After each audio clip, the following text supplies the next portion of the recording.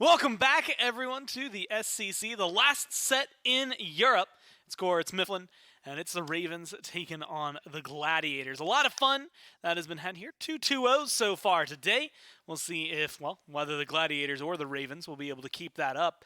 Very interesting dynamic, I would say, as of right now. Right now, Ravens undefeated squad up there with Hex Mambo until this last set. Hex Mambo now, 4-0.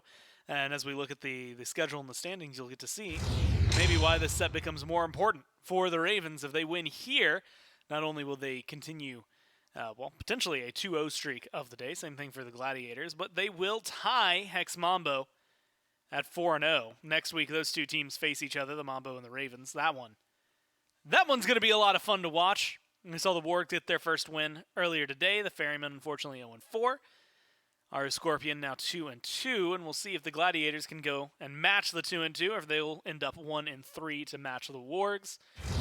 A lot of shifting that can be done in the standings here, and then, of course, a lot of implications for next week. Yeah, I'm excited for this one. Maybe some grudge matches as well, considering who's played for the Gilded Gladiators in the past and then who's playing for certain teams now. I'm excited. I really am. I'm thinking today we might finally get to see like a double streak ender, like maybe the Highland Ravens drop a set, their win streak ends. We had the streak end of the previous Battle of the Bottom. Yeah. I like it. I like seeing streaks end. Oh, yeah. That's what it's about, the streak ending. It's not about the other team doing well. It's about I guess earlier it was someone doing well. The Ravens, you look at this team, you look at this squad, and what else do you expect, right? It's going to be a team that can rival Hex Mambo so far in Europe because of what we've gotten to see out of them. Adapting out of the jungle feels really good. Vaporish Coast in the duo lane, those two names almost always feel like headliners. Very easy to lean on when it comes down to this squad. And very consistent when it comes to this squad as well, Mifflin. It feels like no matter what, you know that they're going to be having some really solid performances. I think it was last week. Adapting, maybe it was 2 weeks ago, had some Thor play, or not Thor play. It was Ratatosker play. Oh, you're thinking of like 5 years ago. 5 years ago for Thor. Last week or 2 weeks ago for Rat, where he was like 9-1. It's just absolutely running over people with this pick. I mean, Adapting running over people is maybe a story as old as Adapting's career at that. But true. It is exciting to see how he's kind of shifted up his style in the SCC. Towards the tail end of his SPL career, I would say that Adapting was more so just kind of always playing for that flank, always playing to get that KD up. Nowadays, he's back to that like OG playmaker, just, hey, I'm going to get in there, I'm going to get involved, I'm going to make things happen. Just mechanics all over people, and he's been doing a very good job of that. And he's built a team team roster rather around him that is very capable of doing the exact same thing. Sure, Adapting and Vaporish Coast might pull the eye away from everybody else pretty often, but it's worth noting that Kana, Angry, and Silence have all been very, very consistent players for a very long time. Kana in particular has had a pretty long career recently, playing at just about every single level of play. Angry is one of the most consistent mid laners in the USCC and is very capable of playing these highly aggressive, like artillery mage style picks. One that's still willing to go towards those in a scene that seems like is completely dominated by assassin and hunter mid lanes. Seems like Angry is willing to still play, the age-old classics, and that's always fun to watch. Well, you had alluded to it. The team that they're playing today, the Gladiators, have gone through. My brain immediately wanted to say a metamorphosis. I don't think that's the accurate way to describe it. They've gone through some changes, though, right? When you get 4 players that are still returning, and then one that is a return, but it's just because Europe's been really weird with supports, as it turns out, all year. Rotwin playing with these guys. Again, one of my personal favorite supports to watch in Europe. Going to be joining them. If you were watching earlier, you saw Calvin and where he's been swapped down to. So now this little shimmy brings, I think, strength to the duo lane for the Gladiators in my eyes, but everything else is still going to be something they have to kind of pick up and try to topple over the Ravens. Yep, Gilded Gladiators now consistent of Listimics, Masskill, Sotos, Rotwin back in support, and Toddy Chiar over in that long lane. A team that has been very interesting to see, and a team that I think maybe has a bit of parallels with the Highland Ravens in that there are a couple of players here that will really tear your eyes away. Particularly, I think Masskill has been one that has really caught my eye out of the jungle. One of the more aggressive players, a guy that's always really excited and very earnest about improving every single time he's come out to studio and we've had an opportunity to speak with him. It's always look, man, I'm always trying to play better. Every game that we lose, I feel like I can blame myself, even in performances where I think probably shouldn't be blaming himself. So always excited to see these guys compete. Similarly, now Rotwin back in support, one that I think we'll definitely keep our eyes on, and a strong version of the Gilded Gladiators. Maskill in jungle and Rotwin in support, those are the two most impactful roles in the game right now. Support maybe particularly a little bit more so. I'd consider support probably the best role in Smite as of right now, which feels like is something we haven't been able to say for a very long time. So having now Rotwin, one of the premier European support players, back with his squad, especially gearing up towards the end of the year, probably feels pretty good for the Gilded Gladiators. And even though they're, 1 and 2 right now, maybe not necessarily doing as well as they would like, it is always worth mentioning, at least in my eyes, that Maskill started this year with a pentakill in game number 1. Like, kind of kicked things off ridiculously for the SCC, and since then, how are you going to top that? He started off, at the top of the hill. And so got to get over those clouds, man. Yeah, I mean, at this point, we'll see where they go. Maybe the clouds here are the Ravens. We'll see if they can take them down. Heimdall and Kepri banned out by the Gladiators. Hades on the other side. The Heimdall makes sense. Given what we have seen, it's a must ban against certain teams. I think it's really interesting, though, because the first set, we didn't see it at all. And then set number 2, it's banned specifically against the Mambo, because duh. Would not be surprised if this set it ends up being banned almost exclusively against the Ravens as well, just because of what we've seen out of them. The Emoja joins up there, the Guan Yu, and then finally the Daji going to be the final ban. Most of these, outside of the Heimdall, are just general meta bans. And then the Heimdall is EU meta ban / coast ban. But we get to stick with the EU meta at least a little bit, with Chernobog getting the highest priority of the Hunters, barring Heimdall, who got banned out over him. So a little bit of global presence over to the Gilded Gladiators, the ability to get involved in some of these Pyromancer fights early on, which is surprising. You'd think now in 9-10, with objectives being a little bit easier to secure, a little bit easier to take out throughout the early portions of a match, there'd be a bit more, I suppose, emphasis on the Gold Fury, which you would want a highly aggressive hunter that is, I suppose, localized to the duo lane, whereas Chernobog is almost all about the ability to get involved elsewhere on the map. So fights around the Gold Fury now, especially with Cupid being in the duo lane for the Ravens. Vapor's Coast, one of his favorite picks. He loves playing these highly aggressive hunters. Should have an advantage around some of those Gold Fury fights. Yu Huang, very strong, levels 1 through like 5. Once you get to the latest portions of the game, becomes one of those very, very strong points of your team comp as well. Means that I could see the Ravens make some early aggressive plays towards that Fury, expected around that 10-minute mark. I am still surprised, Chernobog, Mercury, Camazot's top 3 for the Gladiators, the Yu Huang, the Cupid, the Cthulhu top 3 here for the Ravens. And we were talking about this a little bit earlier, but the lack of AMC, we got to see him banned out, I believe, during the last set by the Mambo both times. But seeing the Yu Huang prioritized over that when he's not been as heavily, I think he still is in the conversation, but not as heavily in the conversation as some of the others. And, you were at least mentioning it earlier, Cthulhu locked in the bottom 3, but you grab an AMC and suddenly it's a lot easier to kill that guy, right? You get the Prot Shred, you have double Hunter. Feels like something they could maybe do. Kabrakan locked in with them. The Ganesh, the Terra banned away. Ymir and Thor banned on the other side by the Gladiators. The Kabrakan kind of fell from his grace. He was like a first pick, first ban, must have. Now he's slipping through to the point where I almost forgot about him. Yeah, which is surprising. Manicore Spike's still a really strong item. You could still pick up what feels like the new Hades build, which is just a whole bunch of penetration, a bunch of lifesteal, and a Polynomicon. Yeah. Kabrakan does that same thing. We've seen what the matchup looks like when it's Kabrakan versus Hades. That was the Scary D up against Sot matchup. Didn't super look great for Kabrakan, but if you're not playing against Hades, feels like Kabrakan should be capable of playing a very similar style, or against Tyr, rather. He was just getting pushed around. Similarly against Hades, but Kabrakan, I think, in still a pretty decent spot. It depends on what version of Kabrakan you get, though. I feel like we were looking at a Kabrakan jungle. Now we're looking at a Kabrakan support, which is still pretty good. Well, we'll see how well it shakes out here in game number 1. Ravens taking on the Gladiators. A lot of Kabrakan talk. Susano locked in at the very bottom there for the Ravens. The one that catches my eye is not on that side at all. Athena, Mifflin, we've seen a few times in the SEC. Honestly, I think of the Athenian Sages more than anything because Priv loves that pick. I was just thinking because like Athenian. Oh, yeah, and literally, yeah, it's in the name. Giannis. Not a lot of people playing this guy. Not a lot of people picking him or anything like him right now. So how do you feel about him, I guess, in a matchup versus Yu Huang, but just in general right now? You can be mean to him as well. Like he can handle it. I don't need to be mean. He's a two-faced god, literally.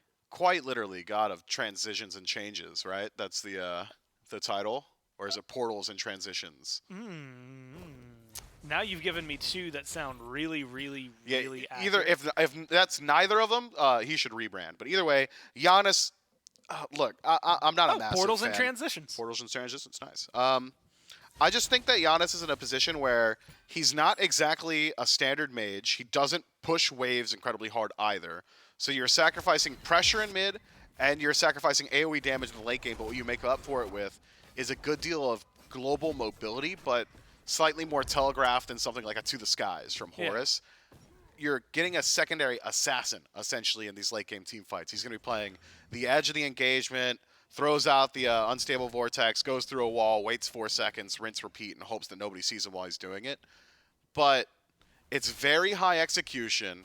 It's not the highest reward. I'm not certain that itemization exactly fits him right now either. And with Susano on the other side, adapting, very used to this matchup. Yep. When adapting was active in the Pro League, this was a very popular pick, the Giannis that is. Susano's got one of the best counter matchups. Toss a 3 on him, wait for him to walk through a wall, you're right there with him. One of my favorite things to watch as well, I think, seeing Susano stick to a Giannis like that. As much as I also like seeing sick Giannis plays, again, I go thinking of, Hurrywind has to come to mind when you think of a mid lane Giannis, but specifically Season 7 United. They did a feint towards the left side Phoenix, and then ulted all the way to the other side of the map, took the right side Phoenix, and I believe won that game. Looked really solid there. I also think Rongyu played it as a support earlier this year, so that's a whole thing. Either way, I'm personally excited to see what it can do. Maybe something's going to happen in the duo lane here. Some trimmers from the Gabrakan, a little bit of damage getting thrown towards Eyes Silenced. Beads were stripped in mid lane on the Yu Huang. Angry had to use those earlier because of Mast Kill. And now adapting, trying to fend off that same Mercury over around the blue buff. And it's not often you get to see Mercury this early on getting aggressive. But with some good CC, he almost locks down adapting enough. But between him and the Cthulhu, they still get the blue. Yeah, that is a tough situation, dedicating that much time to invading that blue buff, especially against a Cthulhu, which is generally a guaranteed situation to strip down away. I believe it was the Mire that actually confirmed blue, so good play by Kana, great timing, and unfortunate for the Gilded Gladiators, who had an opportunity really to put Lestemics in a driver's seat position. Still likely that they'll be able to, the Gilded Gladiators that is, reprise that exact same style of play. Wouldn't be surprised to see them just go back to the blue buff on respawn, try the exact same thing again. It's going to take a while until this Cthulhu's an actual fighter on the map. Until then, this Camazotz, which is moving down the Transcendence tree, is just going to do more damage. It's just going to be more survival. It's going to have a lot more sustain built into the kit as well. Imagine a lot of the aggression for the Gilded Gladiators is rooted through this short lane. Yeah, it feels interesting, though, because you go back, I want to say even the beginning of Phase 3. Maybe I'm thinking end of Phase 2. There was a lot of play through the solo lane. Like, I feel like junglers were hanging out over there a lot more, even though Interceptor had been introduced, things like that. And we were talking about it, I think, in the SPL, but also just in general, when teams were going to start putting pressure on that Interceptor, like having the jungler rotate over to make sure that it goes the way of your duo lane, give them that advantage. But yet it's still been a lot of right-hand focus for the junglers. And I don't know about you, I see Cthulhu in that lane, and maybe between Kana and adapting, there's like some opportunities to look for a kill. But the double assassin, like, now that we're level 5, once this item finalizes whatever it is that Kana wants to grab, kind of feels like you lose some of your potential for the two assassins to go over there and maybe get a kill. It's still difficult to get a kill, I suppose, with the Breastplate of Valor, likely Yeah. for Kana, but I think still certainly a possibility, especially if you're forcing him to fight you in the jungle, especially with a quadra global composition like the Gilded Gladiators have got as well. If you're able to force a team fight over on that right-hand side, Toddy can get there, Rotwin can get there, Sotos can get there, and they'll all get there really fast. So anytime that Kana is dragged out of the lane itself to defend a blue buff is a doubly dangerous situation to be a Cthulhu. And it's not just the physical damage. Rotwin and Sotos, of course, not really having to deal with any defense just yet. So I would still like to see the Gilded Gladiators keep up their aggression on that right-hand side. And to kind of talk about just general game flow and why we still see junglers emphasize solo side as opposed to the duo, I think it's because of what Maskill is looking out just there. Totemaku and Scorpions are just more valuable. Might be able to find a first blood as well. Not quite. Portals going to the left and right, but none connecting there onto adapting. No abilities. Nothing to find the kill. That's some good aggression coming out from the Gladiators. Might get turned on. No, the Ravens don't have much to work with here. Impressive to see what they're doing. And immediately, again, from the Mercury, it's on that ult that Maskill has. I mean, normally we're used to talking about it. I think the last time Mercury was like super in meta was tower to tower, duo lane ganks. Don't need those if you can find them in the jungle. Nice little path there to the Greater Scorpion. And even though it doesn't result in a kill, I think it shows where this Mercury's mindset is at. Yeah, good luck lining up that exact line again, though. It's not often both Scorpions are up, so yeah, that may have been just about the only opportunity Maskill would have had to go for that exact play. Nearly pans out, though, just a little bit more damage onto adapting. One more auto attack would have been enough for Maskill to find first blood for his team, but even in just forcing the beads, that's 100 seconds where adapting is hamstrung in the jungle. Very difficult for him to find really the want to get involved without that CC immunity against a very heavy CC draft. Maskill will lock you down forever. Isotos can now find the portal into 2 combo that does probably upwards of 40% of Adapting's HP bar now. Rotwin with taunts, the roots from Toddy GR, all pretty hard to deal with. So likely that Adapting spends the next 75 seconds just kind of hanging out, farming up, and waiting, which generally would likely be his strategy regardless up against this style of draft. You want to get to the point where Susano has one-shot potential, and as of right now, not quite there. Could be fun, though. Again, late game, watching who he decides to track down, chase down.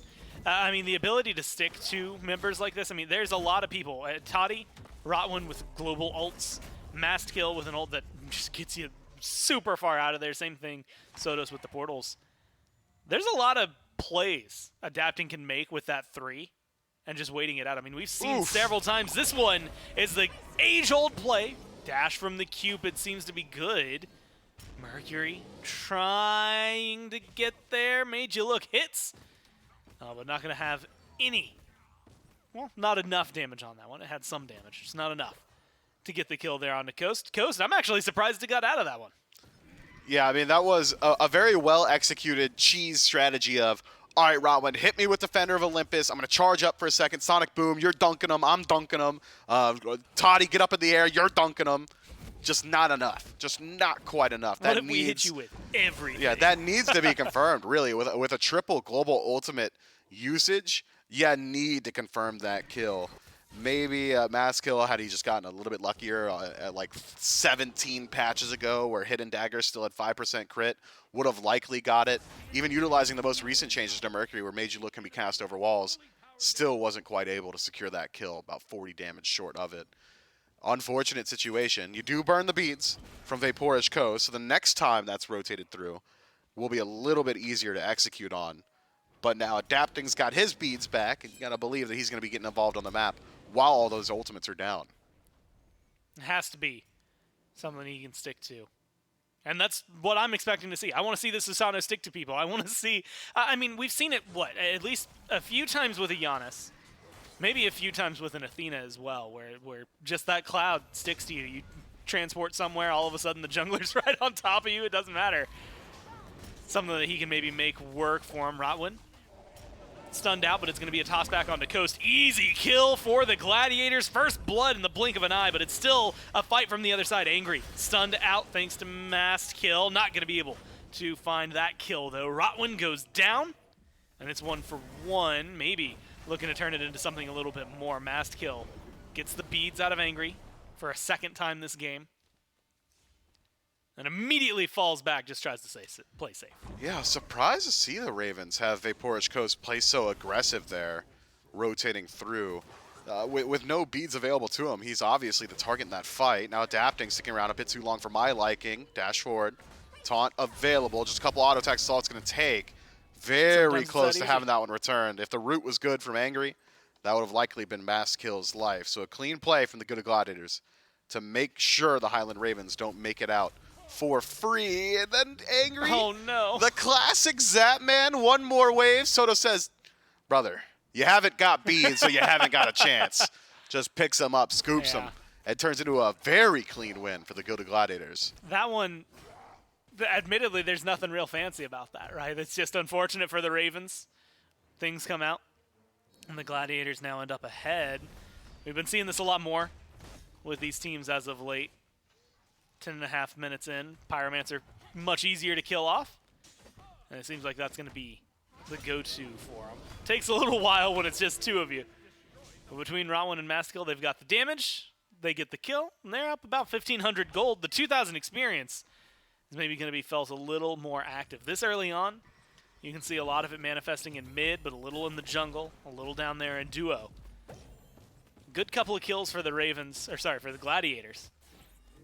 And a nice objective has set them, again, comfortable. We talked about this earlier, right? 1,000 gold at this point, 1,500. It's nice, but you need to do something more with it. That's really where you can kind of build on it. Because this is, I think you had highlighted it as saying maybe one tier 1 for a few of you. You need to get it to the point where it's tier 2s. Tier 3s, you can really feel the impact of the lead. Yeah, the difference is in set 1, it was, all right, neutral farm, neutral farm, neutral farm. We got a Pyromancer, we didn't do anything. Yep.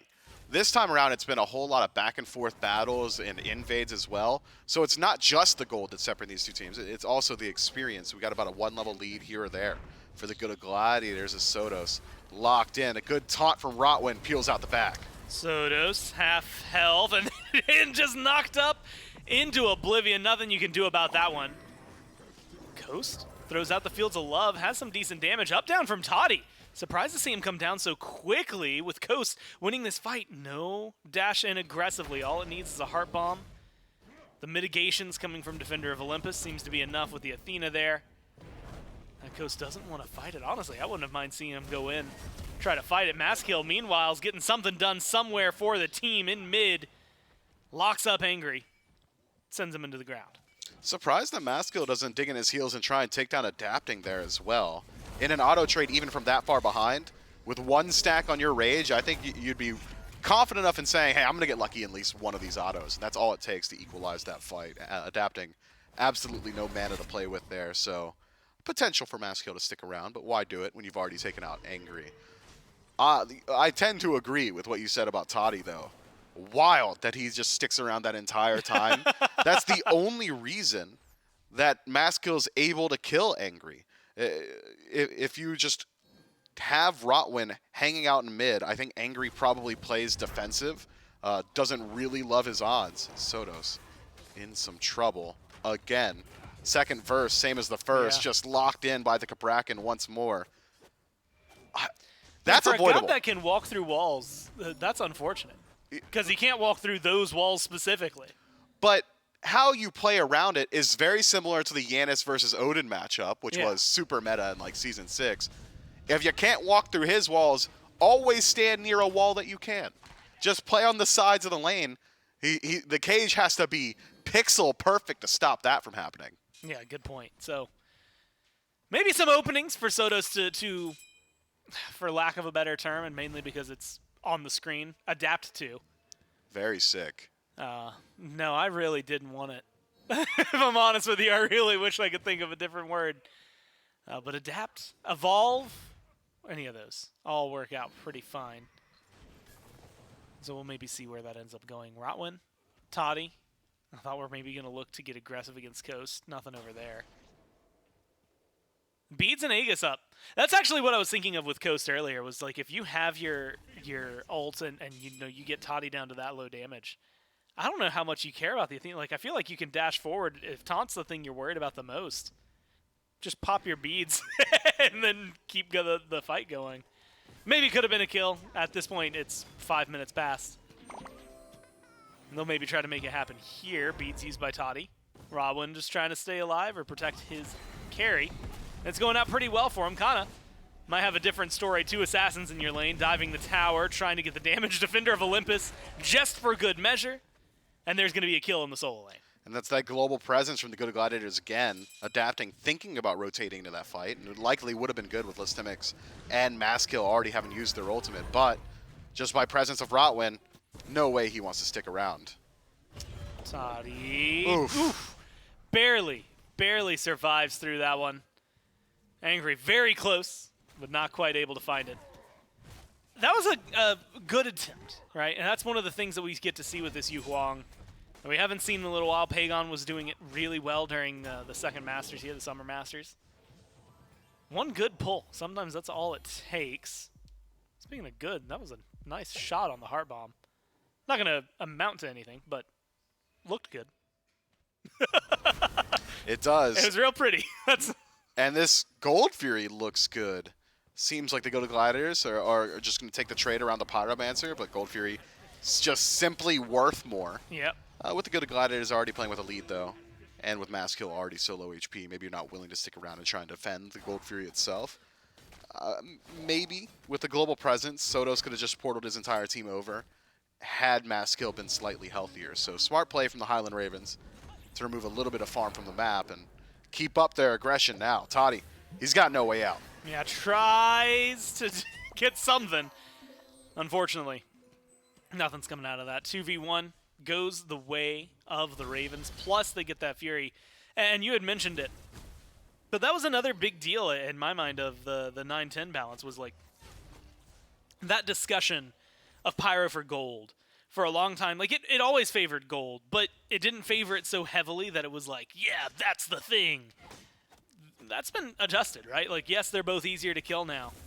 Gold Fury is worth way more than it used to be compared to a Pyromancer. So it feels like a small win for the Ravens. Although, looking at the gold, still sub 1,000, but a small lead for the Gladiators. Maybe they can try to milk and turn into something a little bit bigger.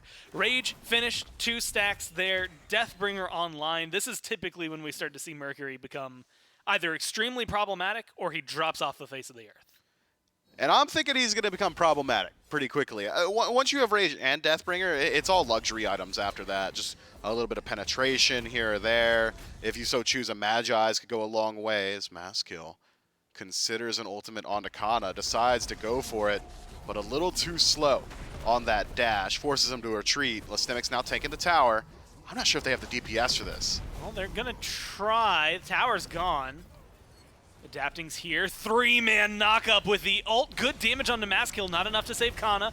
Great pull coming from the Yu Huang, keeping Rotwin engaged. Follow through from Adapting. Gets one, and he's so close to finding the other, but isn't going to be able to continue to chase. Nice little blink. Gets him out from right in between the unstable vortex. Adapting, able to disengage. Could have been a 2-man swing, but it's 1 for 1. Maybe a little more. The Ravens getting aggressive. Walls thrown up. Silenced, trying to figure out where to go with this one. Adapting, looping around. Maybe could have found a little more. Toddy. Beads are used, but he's getting out with his life. Vaporish trying to push out some towers. Doesn't have the global presence to get involved with everybody else, so just stuck in his lane. Fortunately for the Gilded Gladiators, Maskill nearby should be able to put up a defense there. Not the easiest ask of a Mercury. Vaporish Coast still has ultimate available, so needs to play cognizant of that. But yeah, got to give credit to Adapting. I thought he was going to pick up more. Drops the third ability onto Rotwin. Rotwin dashes towards Maskill in the backline just as Adapting gets to the AoE part of his first ability. Nearly had the damage to pick up 2. And if you're in that position, I think Maskill just yells at Rotwin, dash the other way, man. Sacrifice yourself. Don't get me involved as well. But instead, 1-for-1 trade. That was a heavy commitment from the Gilded Gladiators to shut down Kana, though.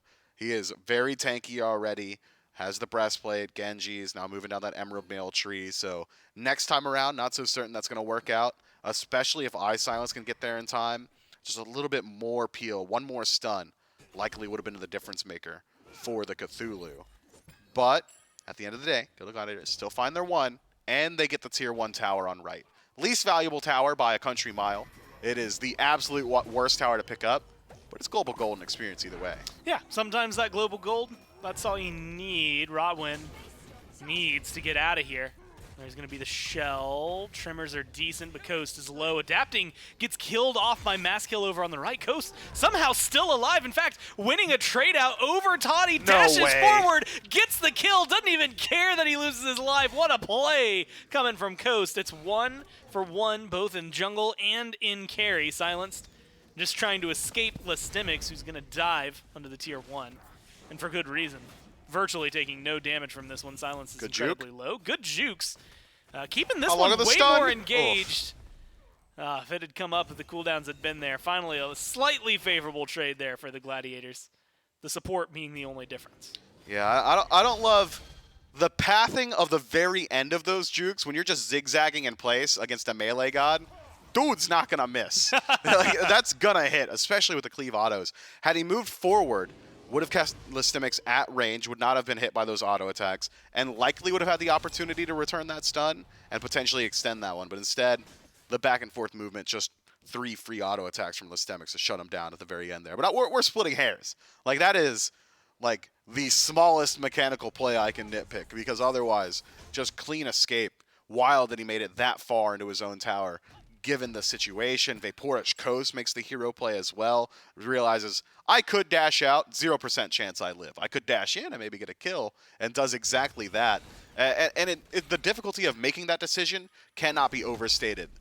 I need to go in and try and find a trade. That is a decision that is very hard to come by, even at the highest level of play. And then the execution afterward to act on that decision, very impressive. Pyromancer started up by the Gladiators. Crit on the Mercury, yeah, you have to imagine that one's going to feel pretty solid. Giannis helps secure that, but then comes the Wrecking Crew. Sotos locked down and killed off. Nothing you can do about that one now, though. The fight continues to rage on. Adapting's taking a little bit of poke. The Yu Huang trying to throw out anything they can. There's 1 for 1 Adapting. Melted in the midst of the team fight. Kana trying to do their best. Good 3-man knockup, good displacement. The team doesn't have a lot of follow-up to work with here. And it seems like the Gladiators are going to make it out of this one. Mark your calendars. This is the first rotation we've seen from Vaporish Coast out of the lane. What will it net for the Highland Ravens? Not a whole lot. Has to spend his entire time chasing down these globals. Doesn't have the same luxury as Toddy. Can't just jump into someone's shadows. Doesn't have the same luxury as Rotwin. Can't just jump at someone, or whatever Athena does lore-wise with Defender of Olympus. So instead has to float his way slowly across the map. And now, disengaging. I thought if anyone was going to pull the Fire Giant there, it would be the Highland Ravens. Instead, it's the Gilded Gladiators, and the Ravens are completely unaware. Grouped up on the left-hand side, looking around like Travolta. Where are the enemies? They're on the biggest neutral objective, my friends. Fire Giant to the Gilded Gladiators for free. They even had someone die, respawn in time to get the buff. That's all 5. Well, hopefully something is going to get answered back. Oni Fury started up here by the Ravens. No way you drop this for just the Athena. They dropped it for just the Athena. Well, you know, I guess, yeah, there's a lot of globals there that are going to make the rotations very easy. They dropped the Fury, so it is not just for nothing. But now for even more, right? You get the Fire Giant on the other side. And outside of their own buffs, they're not finding too much on the side of the Ravens. Lucky scenario for them, though, Mifflin. Only 1 tower has fallen. Granted, while that is one of their tier 1s, that's the only tower in the game that's gone down. So they still got 5 standing between them and the Phoenix line. Wait, are you saying that's lucky for the Ravens, the Gladiators? For the Ravens. I think the Glads love that. Well, I guess more gold. Yeah, it's just a ton of gold on the map. You've already cleared out all the neutrals. Just pick up all these towers. You've extended your gold lead so significantly that the next Fire Giant team fight is heavily in your favor. It's not as if the Highland Ravens have got a obscenely strong defense. Yeah. Draft. Space control is certainly there, but if you could survive Descent into Madness and Fields of Love, those are the 2 cooldowns I'm primarily keeping my eyes on. Maybe the Dueling Dragons, but we haven't seen an impactful usage of Dueling Dragons so far from Angry 24 minutes in. The Gilded Gladiators, they just need to survive that first engagement, survive that first rotation of ultimates, and they get every tower. Or do exactly this, have mass kill split, have the other 4-man core of the Gilded Gladiators slow play it around the left-hand side. He's going to get a whole lot on the map, and nobody rotating his way. Someone's got to stop him. If mass kill threatens Phoenix, he'll just take it, adapting, forced to take up that mantle. Where's Maskill headed? Well, I saw adapting. I'll just go right. I've got an enhanced minion wave here. Yeah, an enhanced minion wave plus the Fire Giant has the 1v1? No way. Channeled up. Oh. Goes in for the 1v1, misses the ult. Does not want to take that fight afterward. If the CC is there, or at least you force the beads, maybe you're trying for something a little bit more.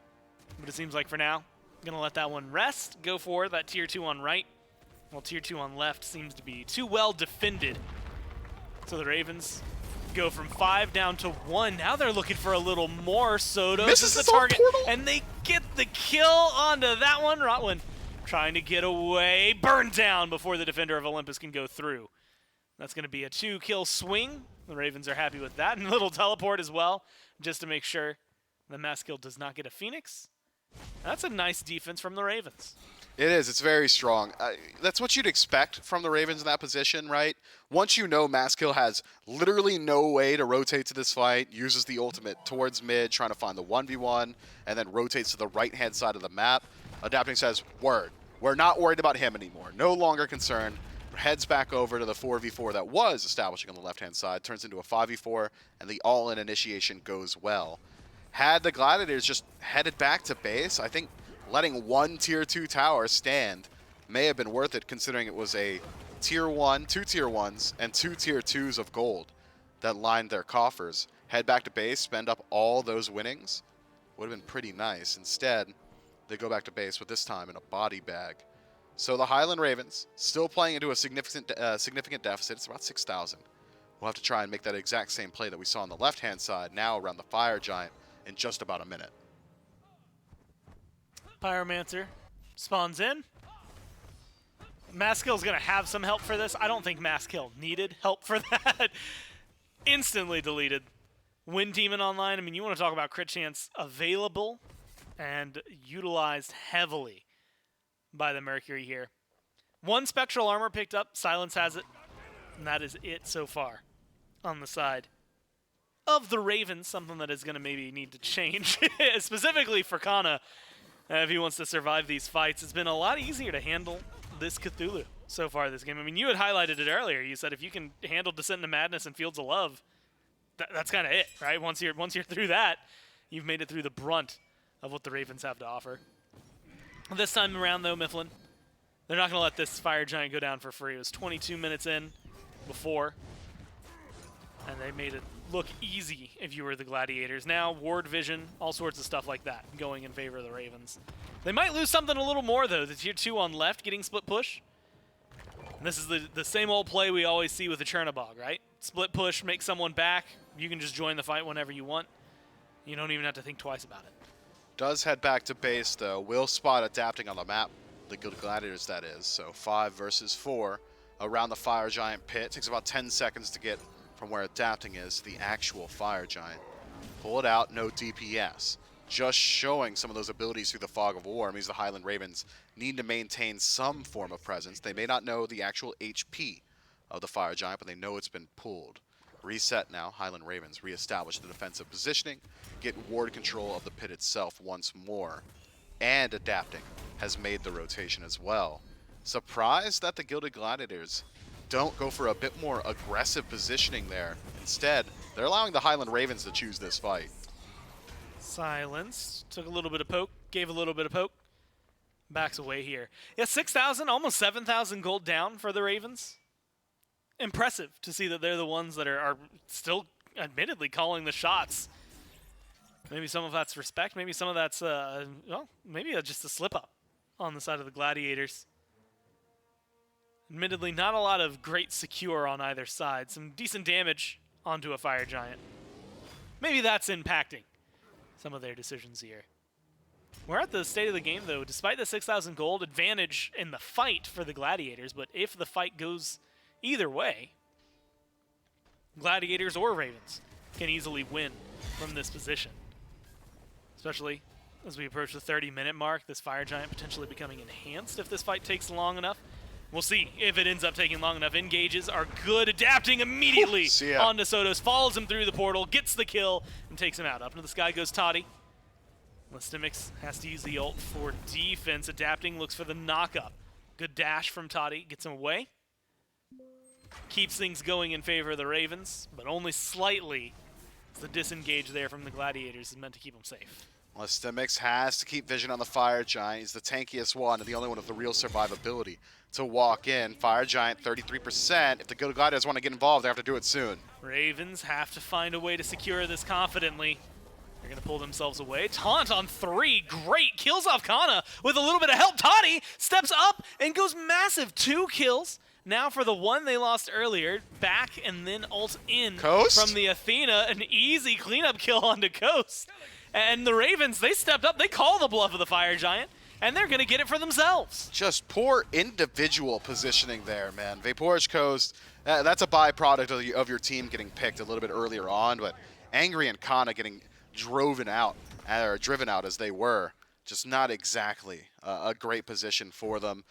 Good initiation from the good Gladiators. Love what we saw from Rotwin there. Mass kill, of course, making sure that the DPS is nearby. Toddy, always there for the follow-up.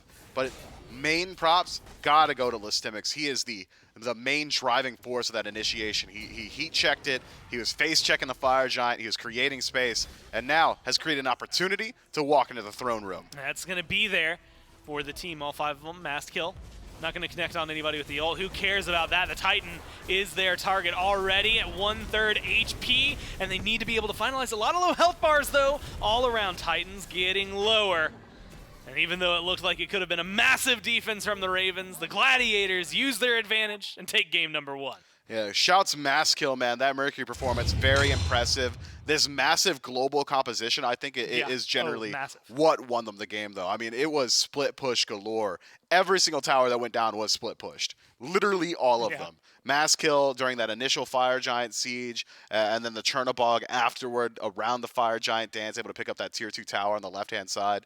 Just completely opens up the map. That's what separates them in Golden Experience and creates these opportunities to look at those team fights. Well, it's something we don't get to say too often. I guess global diff is the idea here. Easy capabilities for the Gladiators to travel. They traverse the map with ease, and they get that and utilize it to their advantage, get themselves a gold lead. We'll see what exactly the Ravens have to do in order to try and adjust to that. That's going to be the big question. We'll find out how they respond to this global presence right after this.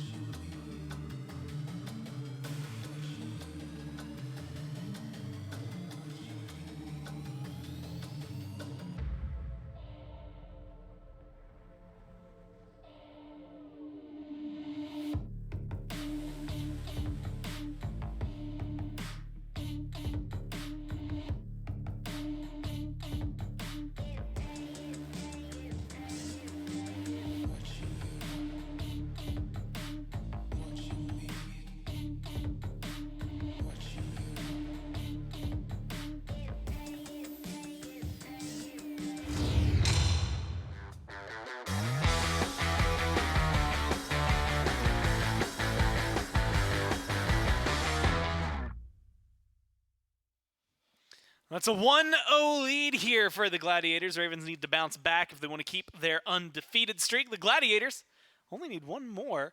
They're going to be able to win it. Now, Mifflin, we talked about it, and of course, for those of you who maybe are just tuning in or maybe need a refresher if the break for some reason made you forget, a lot of good global presence coming down from the Gladiators, but I would argue maybe more importantly than that, two really strong assassins that just got into the face of the Ravens super early on and made sure that they paid for anything they tried to do. Yeah, Maskill, if he's allowed to stack up rage as quickly as he did, or even buy a rage as quickly as he did, it bodes incredibly well for the rest of the match. And this was no exception to that rule. When your Mercury gets rolling early, he's just going to outscale everybody faster. Mercury doesn't really have an issue outscaling in general if the game goes long enough. You call for a Highland Ravens comeback. I'm not going to yuck your yum. I've got faith in the undefeated team to at least take us to a third game. Adaptations need to be around neutral objectives and their presence at them. Feels like the Gilded Gladiators got away with a bit too much around those. And maybe even just have the Highland Ravens draft, or play around, rather, their strong lanes. Felt like adapting, for the most part, was stretched thin on the map, trying to match the rotations of Maskill, match the rotations of the entirety of the Gilded Gladiators. When you're playing against Quadra Global, you just got to play your own game, because if you're playing theirs, they're just better at it. They're better at maneuvering the map. They're simply faster. So instead, imagine if adapting forced those rotations instead of trying to follow them. Group up, fight around your incredibly strong kill lane that is Cabrakan and Cupid, force the rotations there, or even just potentially remove it. It's not as if Toddy GR is going to jump into a shadow in a fight that he's already at. Might have been one avenue in for the Highland Ravens. Otherwise, I got no notes. Go to Gladiators, keep it up, man. Clearly it's working. Yeah, when your solo laner goes 5-0-3 and your jungler's 3-1-5, maybe not even reflecting. I would argue the damage numbers. Maskill, maybe some of it was PvE, but like 3-tapped, it felt like maybe 4-tapped a Pyromancer. And yeah, it did not translate too much over into this. 25,000 put up by Listimics and Toddy, and then sub 10k for everybody else on the team. The Ravens, a lot more consistent damage spread throughout the team, but it didn't result in anywhere near as much like you said. It was where those kills were happening, where that damage is being placed. And unfortunately for the Ravens, they just couldn't keep up with that amount of rotation. And so it is that question of what do you do to adapt to it? Like, I mean, in-game, you had mentioned you just got to start playing your own game, but in picks and bans, do you drop some of like the meta bans to try and deal with global presence, or do you try to adopt global presence to match? Yeah, good luck getting as many globals as them if they've also got 4. The only one of those that I'd really concern myself with is I'm not banning Athena. I'm certainly not banning Yanis. EU SEC, you're banning Chernobog, nobody bats an eye. Maybe that's one way to deal with it. Good point. Might see it here. Might just watch the Ravens take it for themselves. That's going to be an option. Hades, first ban. Last time, Ravens, Yamoja, and Daji joined the Hades. The other side, it was Heimdall, Kepri, Guan Yu, allowing that Chernobog to get picked up super early on. And you can see it actually, you mentioned it, but in the top 6 there for EU-specific SCC bans is the Chernobog, right? Something that, like you said, has been very present over here. We'll see where it comes through. Kepri, Yamoja join the Heimdall and the Hades. We'll see how these two teams round it out. This is where pressure on a team can typically come through. And surprise, surprise, this isn't at all actually what I was thinking we were going to see. The Athena gets listed on that one. And with the Chernobog banned out by the Gladiators, you get the options up on the other side. And Mifflin, I'm going to be honest with you, man. Ganesh was not on my list of, okay, here's who's next. No, it was on mine, Gore. Oh, yeah. You didn't see the Ganesh coming? No, first pick overall? Yeah, no, I'm dumb chair one brain today. Yeah, unlucky for you, because not only did I see it, but everybody in chat foresaw that as well. I am certain of it. Ganesh is just a top pick, man. Just a real good one. no elaboration on why or what could bring him up there, like Dharmic It's Killers. so obvious it would be disrespectful for right. me to break it down. Everybody, I respect the know. intelligence of our viewers enough that I trust that they know why it was a Ganesh. Well, I don't respect my own intelligence, so I'll explain to me. Feel free. That because I like, won't do it. I like Dharmic Pillars a lot. I don't know if I like it first pick worthy, but I like Dharmic Pillars, so sometimes that's really good. If this team had Dave on it, 100% I'm locking in Ganesh #1. That's like the one support that you know he's gonna like absolutely stomp on. For some reason, it's really frustrating actually when you're paired against him, and like you just know that that's the only difference maker is if he's playing anything that's not Ganesh. It's gonna be a lot more equal. But no, it's the Ganesh, the Ratatosker, the Cupid. And look, as much as it is fun to maybe poke at the Ganesh first pick, Ratatosker and Cupid is a very nasty combo for the Ravens. You go back to the two we mentioned earlier, but if you're looking at adapting, who, again, a 9-1 performance the last time I think we saw this Ratatosker locked in for him. And then I think the Cupid, I mean, even moments in that last game, despite the loss, where Coast just looked great on it, feels like a good top 3 for the Ravens. I am surprised, though, and stop me if you've heard this before when I'm talking about Ratatosker, that it's not a Thor. Thor is so strong right now and has a very good matchup into Mercury. Even in a team fight, let's say you're not fighting the Mercury himself, dropping a wall in a team fight just so mitigates the efficacy of Sonic Boom that it is very difficult to line them up. You've also just got a wall up against a team comp that might struggle against it. Yu Huang, post float, lock them down. Mercury, in general, just lock them down. That's not to say that Ratatosker isn't great in his own right. Ratatosker certainly has value. Defense shred, adaptability with the acorns to kind of adjust to whatever the team composition you're playing against is, whether or not you want to have a little bit more sustain, or if you feel like a crit acorn feels pretty good, which is just about never, or if you want the enhanced acorn blast, which is just about always. You've got opportunities and options to flip up how you decide to play.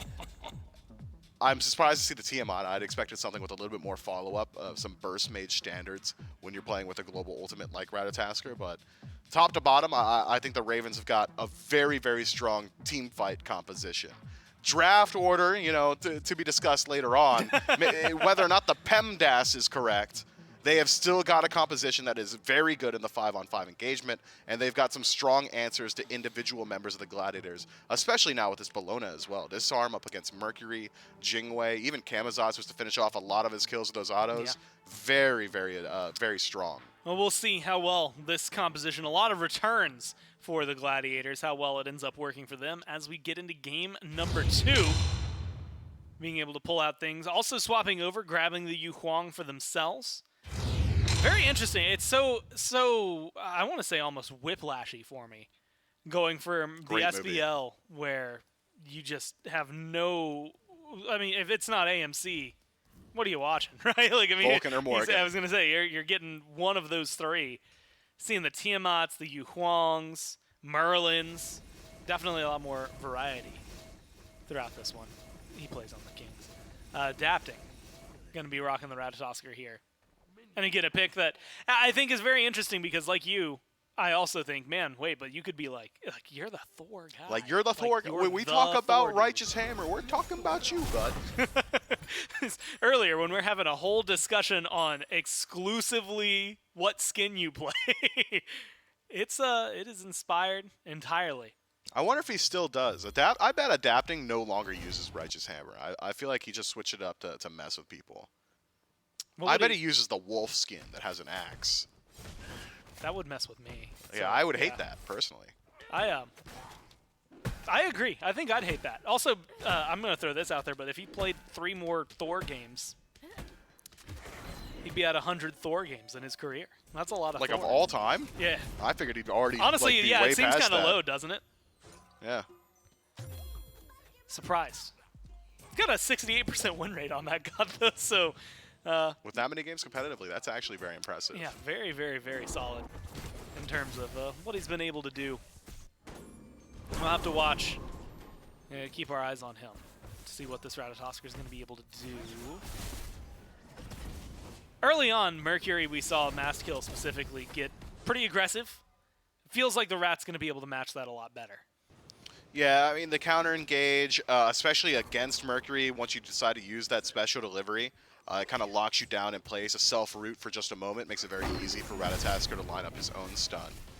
Whether or not that stun's going to have a whole lot of follow-up, to be determined. I think it's going to be a couple of levels before Tiamat hits an appropriate portion of the match where Primordial Onslaught's like an actual threat. Until then, more so just a poke tool is adapting. Chases out. Finds the stun. Damage is good, but you got to be careful of Sotos. He's hitting hard too. Knock up. Isn't going to be able to lock in. There's the Phoenix Fire from Sotos. And sometimes that's all you need. The nice little fadeaway shot. And adapting. Locked away in base. Now going to have to retreat, reset. Figure out what to do. An early kill onto a Ratatoskr feels really solid. Admittedly, maybe Maskill would have loved it. But even still, getting the assist for your jungler, first blood for your mid laner, Gladiators are going to be happy with that. Yeah, and it feels like the conversation around Yu Huang is always, did he get his kill before or around level 3? If yes, all right, that's great. He's gonna coast until level 20 now. Or if no, your Yu Huang just lost out on his strongest portion of the early game and now has to wait until the late game to be able to match up. But when you're talking about Yu Huang up against a pick like Tiamat, I don't think you really need to be concerned too much. Tiamat has got very similar power curves to Yu Huang in that you're kind of just waiting until level 15, and until then, you're just a guy there that's nearby for a stun for the most part. So having Sotos find first blood for himself, going down to what I imagine is going to be the Book of Thoth tree, get that stacks online a little bit sooner, should scale a little bit quicker as well. That bodes very well for the Gilded Gladiators. Maskill getting first blood assist. It's not the same as game 1 where it was just first blood, but will expedite that process. You've slowed down adapting, who's going to be the root of the majority of your aggression throughout the laning phase, I think, with that global presence. That's a phenomenal start for the Gilded Gladiators. I was wondering if there was going to be some pressure. You know what? I don't know why I was wondering if there was going to be pressure over here. The Ravens are playing with a Ganesh. Ganesh, like, infamously not built for the first few levels of gameplay. He can do well enough in terms of holding his own. Both Hogs still there. Feels like that's been a very easy zone-in point in the duo lane, is when and where the Hand of the Gods gets used. It's purple buff. Well, it gets used on purple buff, but, like, when they use it, I guess. No, Gore, yeah, you don't understand. I got it. It's purple buff. But, like, we've seen teams have to back and sell it because they've just wasted so much time not using it. Yeah. That's bad. Yeah. So it's either purple buff or it's bad. Yeah. And Yeah. that's what I'm saying, is we've seen a lot of bad. Or it's real good. If you think about it, you get it on the off chance that something. Okay, we're having a real discussion now. It's a lose-lose. I think it's a lose-lose because you either. Do you think is it bad to buy a fire extinguisher if you don't have a fire? No. Exactly. It is good to have one. And if you know at some point that am I there's then no longer selling going to be the a fire, if you know for a extinguisher? fact that there's not going to be a fire ever, I'd sell the fire extinguisher. Well, but, like, what guarantee do you have that there's not going to be a fire ever? You get to like the 6-minute mark, and all of a sudden you're one-shotting purple. You hit harder than the hog would have, so it doesn't matter Well, anymore. in that case, but yeah. If I were able to fight fires with my fist, I would sell my fire extinguisher. But at that point, to go with your analogy, it's the exact same as it would be in game, where I'm selling a used fire. Well, not a used fire. It's not extinguisher used. But I'm selling, like, no one's gonna want it. It's pre-owned. Yeah, they should have kept the receipt. It's just that balance of, like, if you don't get it, they're gonna invade and steal your thing. Mm-hmm. If you do get it, then you need to use it sometime. And if you don't use it, then it starts to err on bad. And Is it bad though? Because if you think about it, you get the best case scenario for your hog is that you sell it because you didn't need to use it. You got some gold back that you wouldn't otherwise. Yeah, I get. You know what? Yeah. Nice. I'm keeping my eye. Did he sell it? They both sold it. No, only one sold hog. So Rotwin's over there with just money in the pocket. Which is the best case scenario. No, worst case scenario is you hold it forever and never use it. Or you use it and it gets stolen anyway. But you said the best case scenario is that you get sell to sell it. Now we got to. But what if they do even though invade you're, like, purple buff now negative in terms of gold? Well, you're not negative. You made back some gold. But you spent that gold earlier. All right, look, man, I'm not here to debate economics. I spent $100. I made 67 back. I'm down in money. But you would have, with that $100, yeah, or 100 gold in this situation, confirmed like a purple buff that's already confirmed. So if you think about it, you accomplished the task, and you got some money. Maybe it's not good, nor is it bad. Maybe it's this weird gray area. Yeah, all things just are. Yeah. Very existentialist of you. I don't know where to go with that. I mean, yeah, that's just how that works sometimes. All things just are, and then they're not. Think about that. I'd rather not. Yeah. Yeah, we don't respawn. Anyway, we'll see how this continues to shake out. How was that 3 minutes of purple buff hog talk? Hey, man, when nothing's happening, I'm willing to talk economics. So where is Rotwin? So is Rotwin going to, next back, does Rotwin sell or use? Rotwin is selling right now. If he doesn't sell that hog, does move up with a nice root. Should spell the end of that fight. No way Maskill's going to ult into that tower. So a small skirmish for some contestable farm. Goes about even as Maskill takes out that left-hand side. And we get right back to a neutral state. We could have a discussion about which one of these team compositions is better in the late game. If you're, and I'll have it. I'm gonna do it. I'm gonna do it right now. You want this. Thought maybe Rotwin would bail me out from actually having to do some analysis. Looking at the Gilded Gladiators, my primary concern is what is your follow-up on Whirlwind of Rage and Steel? Is it a dueling dragon? That's probably your best case, or just the standard Yu-Huang combo. Otherwise, you don't exactly have the best space creation tools for a guy like Maskill who needs to get into the face of the Highland Ravens. Whereas the Highland Ravens have got great answers to Maskill with Disarm. Angry's going to scale very well. Eye Silence really, really good around some of these neutral objective fights. I might just favor the Ravens. I like how cohesive their team composition is, even if there are individual scalers on the Gilded Gladiators that might outscale their counterparts. It has been sold, by the way. Nice. Yeah, like you said, outscalers, potentially. Which is just Maskill, really. Yeah, well, and you know what? He scaled out fast last time around. Silences, not I silence the player. Silences in general are going to be helpful in making sure he stays locked down if you're looking at Maskill, but I'm also going to be looking at the disarm as maybe being the most impactful, hey, stop punching my teammates tool that exists for the team. Heavy crit investment. What was it? Rage, Deathbringer, Wind Demon. Wind Demon. I almost called it Whirlwind of Rage and Steel. That's Rotwin's ult, not an item. Definitely something that the Gladiators could potentially go for. Although with the pace of this game, last time around, there was a lot more fight. Right? Not a lot of kill, but more fight between these squads. This feels like it's not going to maybe power up Maskill as quickly, and specifically not give them as many stacks. Coast was in a little bit of trouble. Ult for ult between him and Toddy. But heals up, dashes out, doesn't have to use the bead, stays alive. And nothing big's happening in the duo. A lot of attempted fights across the map, just none of them hitting pay dirt as of now. POI is about to hit the battleground of the gods. 10-minute mark, Gold Fury becomes a viable option. Pyromancer about to spawn up as well. Could be some opportunities for both of these teams. Now, the Highland Ravens don't really need to concern themselves with the global presence that the Gilded Gladiators had previously, or potentially Eye Silence. Pulled back in, locked down, and picked up. Easy kill for Sotos. And Maskill, wow, nice ult just to get out of there. Maybe not the way you want to be using it, but stays alive. And a really good engage. Get in, get out, get the kill for the Gladiators.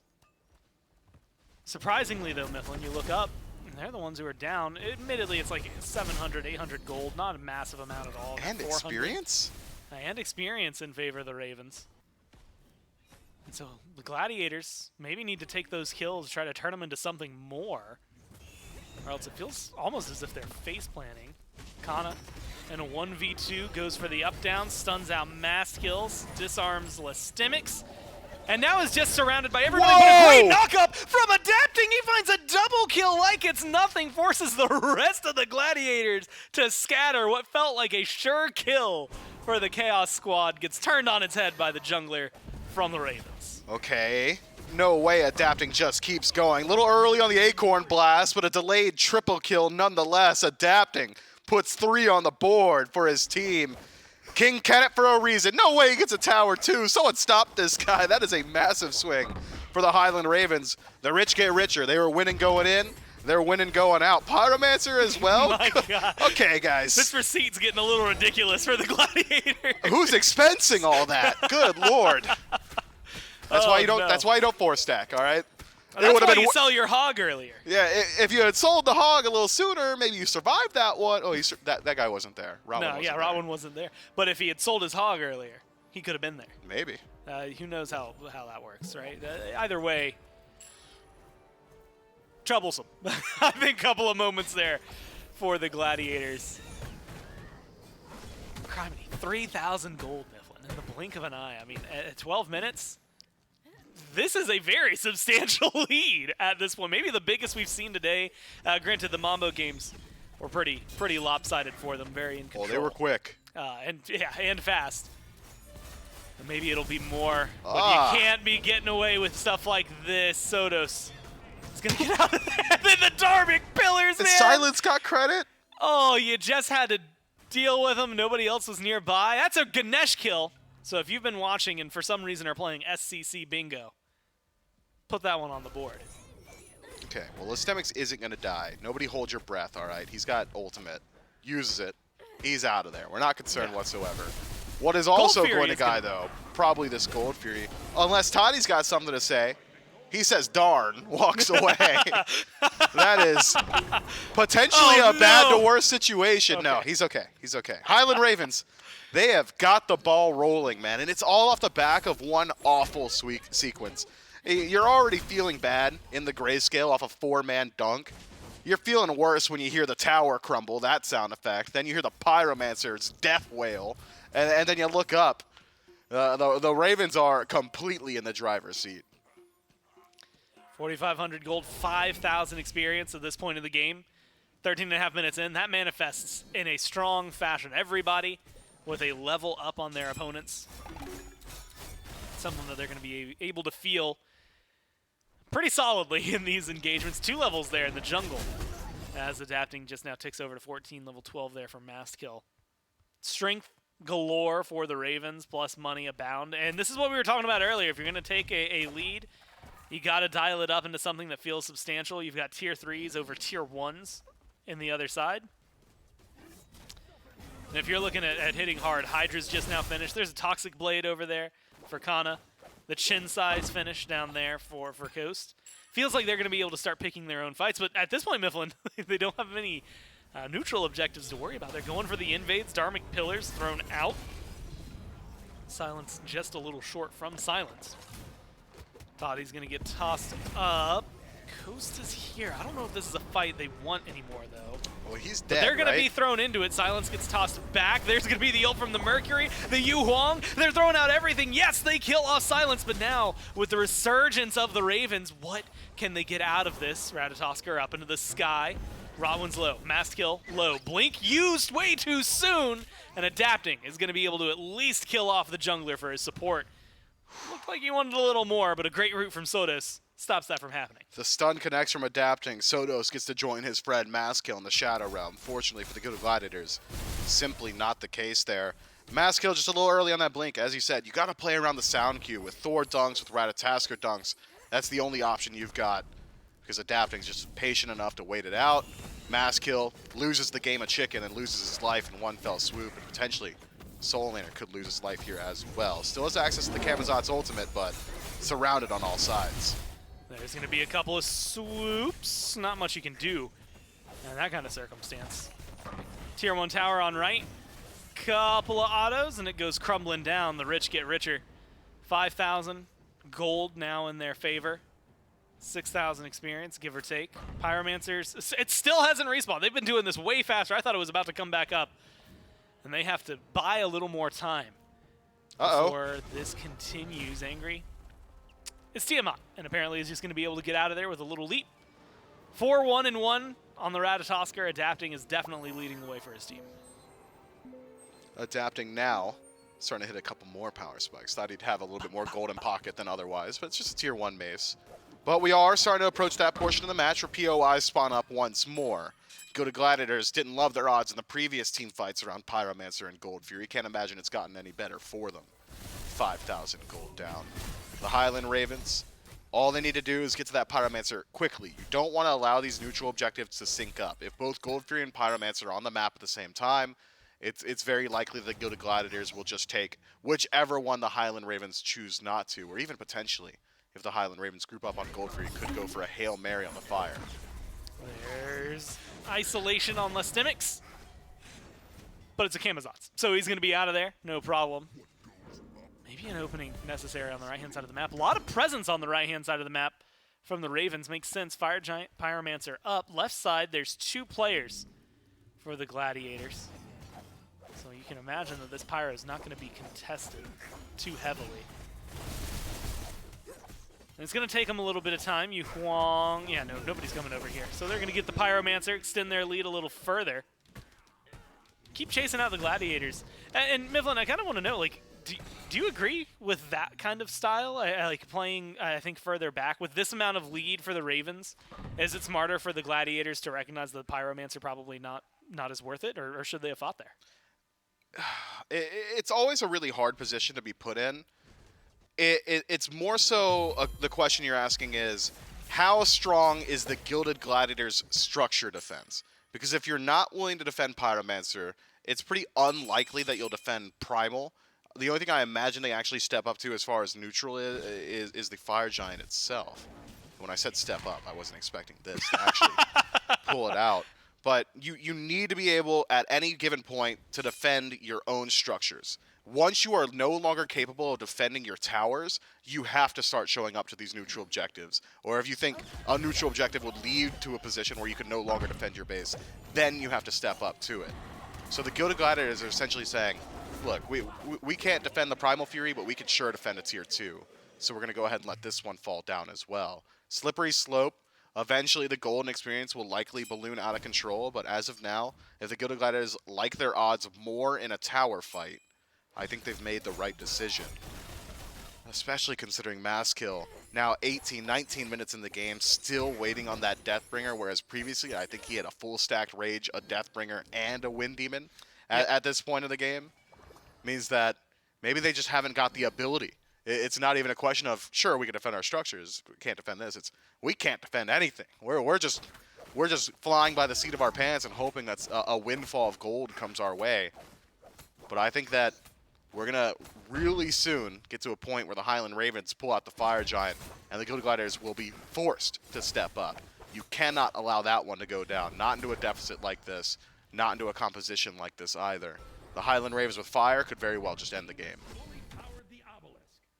The question is going to be where this fight will break out. You had mentioned trying to defend around tier 2s.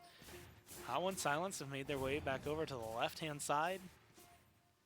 I was wondering if we were going to see some sort of aggression, trying to figure out why we would maybe see some sort of aggression over there as well. And it was for no reason. It was just for some farm. 3 levels in the jungle, 2 levels in solo lane, favoring the Ravens. You have to imagine that's feeling, like you said, pretty bad if you're Masskill. Kana getting chased down. Masskill's going to scoop him up, toss him back. Look for some damage. Slow roll onto this one. The pull going to be just off the mark there from the Yu Huang. There's going to be an ult. Great kill. And the Stimix is going to close that one down, shut down this Bologna. And it took a little while. It took a heavy investment. The Gladiators still get it. Yeah, I'm ready for Viporish Coast to leave the duo lane. I've gotten to that point now. We are 20 minutes in, and he's been here the entire time. He will take down that tier 2, more than likely. But with Kana dead, not really much you could do on the map. Just wait 30 seconds on his respawn, then start to look towards the Fire Giant itself. As adapting overstayed, a good dart gets him out of range. Rotwind, no good with the Whirlwind of Rage and Steel, and will likely lose his life here. Good jukes, but how far will it get you? Yeah, slow coming down from the Dharmic Pillars. There's the hit. I was wondering who was going to get it. Felt like maybe a race. Maybe there was an actual discussion about it. But a kill for Angry. Makes this Tiamat 1-0-1. Haven't done a lot of talking about the Tiamat. Haven't had a reason, really. Yeah, really, to do anything. And honestly, what we just saw wasn't like crazy impressive either. Oh, no, the stun on the right-hand side, he got like a 3-man stun. Yeah, that was good. That was sick. I will say, we went from an era of Tiamat dominance, where it was constant top player damage, constantly spawning lizards, causing structure trouble. Definitely something big for Angry to be able to play here. Something that I would even argue at this point is equated to me in specifically the EU SCC, and is going to help get a Fire Giant for 5 members of the Ravens here. Good burn damage on that. Meanwhile, the Gladiators, maybe smartly playing the map, looking for any experience and gold they can find, be it in the form of towers, buffs, what have you. But they're going to have to mount a defense here soon. Trebuchet for the Gladiators going down mid. Meanwhile, the Wrecking Ball that is a full team with Fire Giant from the Ravens backing off after taking a tier 2 and right. Yeah, I wonder if Masskill makes the rotation over towards Duo, just saying, Vaporishkos hasn't left yet. He is surely there now.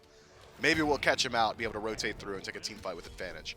Unfortunately for Masskill, it's the one time he leaves. It literally is the one time he wasn't there, and it was to deal with the Fire Giant. It was with extreme ease. Vaporishkos may have even said something along the lines of, why'd you guys need me if no one's going to be here, right? Like, just Fire Giant goes down uncontested. Highland Ravens, gold lead around 9K. Fire Giant, I like to equate it to about 10,000 on its own. Gotta think they're in a pretty comfortable position. Yeah. Vaporishkos has reprised his role as ADC. Just back doing what he does, and he's doing it on his own. As the rest of the Gladiators are pushing on the right-hand side of the map. Can you stop some backs? You've got one for sure. Rotwin's dead. Yeah, Rotwin locked up. At this point, it's just a matter of how long it takes to kill more than anything. And it's only a few more seconds there. 40 seconds of the gray screen. And I wanted to ask you, Mifflin, like you said, you got to imagine if you're the Gladiators here, you're feeling like you're in a bad spot. So we got to talk about defenses around the Phoenix. And specifically whether or not they need to be thinking about game number 3 already, because it feels like there's not been a lot of resistance. I mean, like even now, Ravens are just kind of walking forward with whatever reckless abandon they want. Yeah, Gilded Gladiators got to put up a defense here. There's the Dharmic Pillar engaged. Lystemic's in the back. There's going to be a nice ult. Mass kill across the lane. Doesn't connect on anybody too heavily, adapting up onto the tree. We'll see where this branch of Yggdrasil throws the rat. Right back down into the jungle. He's going to just retreat. They get the mid Phoenix.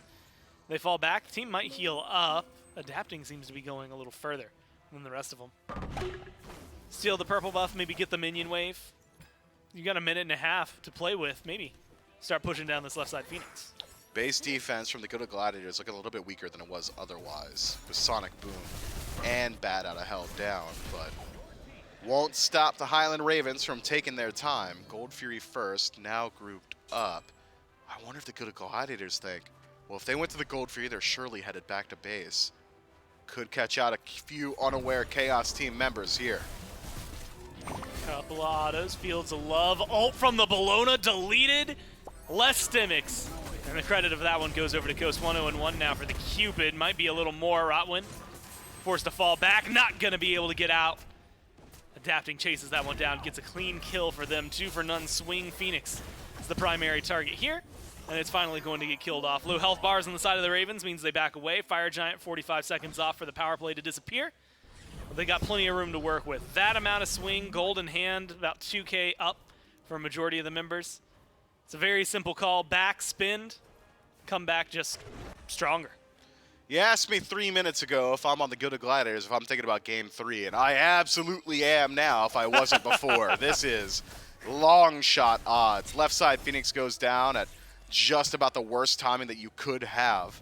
Only thing that would have been worse if it was, I don't know, 20 seconds later as Fire Giant buffs start to war off, because now you're going to have to be contending with the hardest lane to defend while simultaneously trying to defend the Fire Giant, because you know your base defense didn't look so good last time they had it, and this time the Highland Ravens got an even larger lead than previous. Only one bird still standing for the Gilded Gladiators, and it is one of the easiest to siege. Highland Ravens in a great position. Even now with enhanced spinning waves, could send a Trebuchet down the left. They're just not even going to interact with that mechanic. Who needs it? Go ahead and leave that one in the base. Pyromancer falls down. And the Highland Ravens get to leisurely head back to base, pick up some wards, get control of the vision around that right-hand side, and then probably slow play it if given the option. The Gilded Gladiators have got about 3 options available to them. They can go for the Hail Mary play that we see so often in the SPL, where a team is wildly behind, so they just group up as 5 in the jungle and hope that somebody walks into them. Very seldom does that succeed. They can try and defend the Fire Giant. That's probably the least likely of the 3. Or let the Fire Giant go down and try and defend on the Titan room or on that right side bird. That is the lowest likelihood of netting you a win, but the highest likelihood of like extending the match by a couple of moments. Fire Giant started. It's getting burned pretty quickly. Thought he might be looking for some split push, but Fire Giant's going to go down pretty easily there for the Ravens. Mifflin 2 Phoenix is down. No contest in this area of Mass Kill. Gets caught out here. Has to play carefully. Has finished the Deathbringer. Gone for the Serrated Edge as opposed to the Wind Demon. Maybe because that Rage still not stacked fully. You're not getting a lot from your crit items right now. But it feels like the defense here, like you said, maybe a little bit worse for where Mastkill forced to ult just to stay alive. And the change of pace from game 1 to game 2 here for the Mercury has never been more visible than maybe that moment. Forced to play defensively. Same for the rest of the team. Darmy Pillars thrown up deep. And it's either separation or death for you. Rotwin barely manages to avoid one of those things. Runs back to the fountain. Right side Phoenix still seems to be the target. No enhanced Fire Giant, so it's just going to be the slow play for him. Backdoor protection still enabled. But how much can you really do? Mid-Phoenix respawns, but for how long? Fire Minion's there. Mastkill has to win the 1v1 between him and Adapting. So far seems to be going well. The right-hand side of the map, not quite the same story. It's a deep engage from the Gladiators looking for some plays, and they toss Silence back into the Phoenix. And instead, Silas just says, okay, yeah, I'll tank it. Team, let's kill the Phoenix, and let's keep going. They get rid of Sotos with a nice dunk from Adapting, nice leap and dash forward from the rest of the team. Now they move their eyes over towards mid. Should be a very easy knockdown. 3-man ult and a 2-man stun coming down from Kana. It's a 2-kill for the solo laner as well. And the Ravens march into the Titan room, start knocking it down, and push us to game number 3. Man, this game was so even for like the first 10 minutes. One 4-man dunk from Adapting really just changed the pace of the entirety of this match, man. It was neck and neck, so close, teams trading kills back and forth. I think it was 1 kill back and forth. And then it was just all Highland Ravens all the way down from there. What was it? Yeah. The 2 kills, a Pyromancer, a tower, and then all of a sudden a 5,000 gold swing that they never let go of. Tough situation, but I think it's one where if you're on the team, if you're on the Gilded Gladiators, you can essentially just say, look, we lost off of 1 interaction. We could clean that up in game 3. Well, they're going to need to, right? Because this now has transitioned. Can the Ravens maintain their win streak in the standings? Will the Gladiators end up taking this set anyway after a good game number 1? We'll find out in game 3 right after this.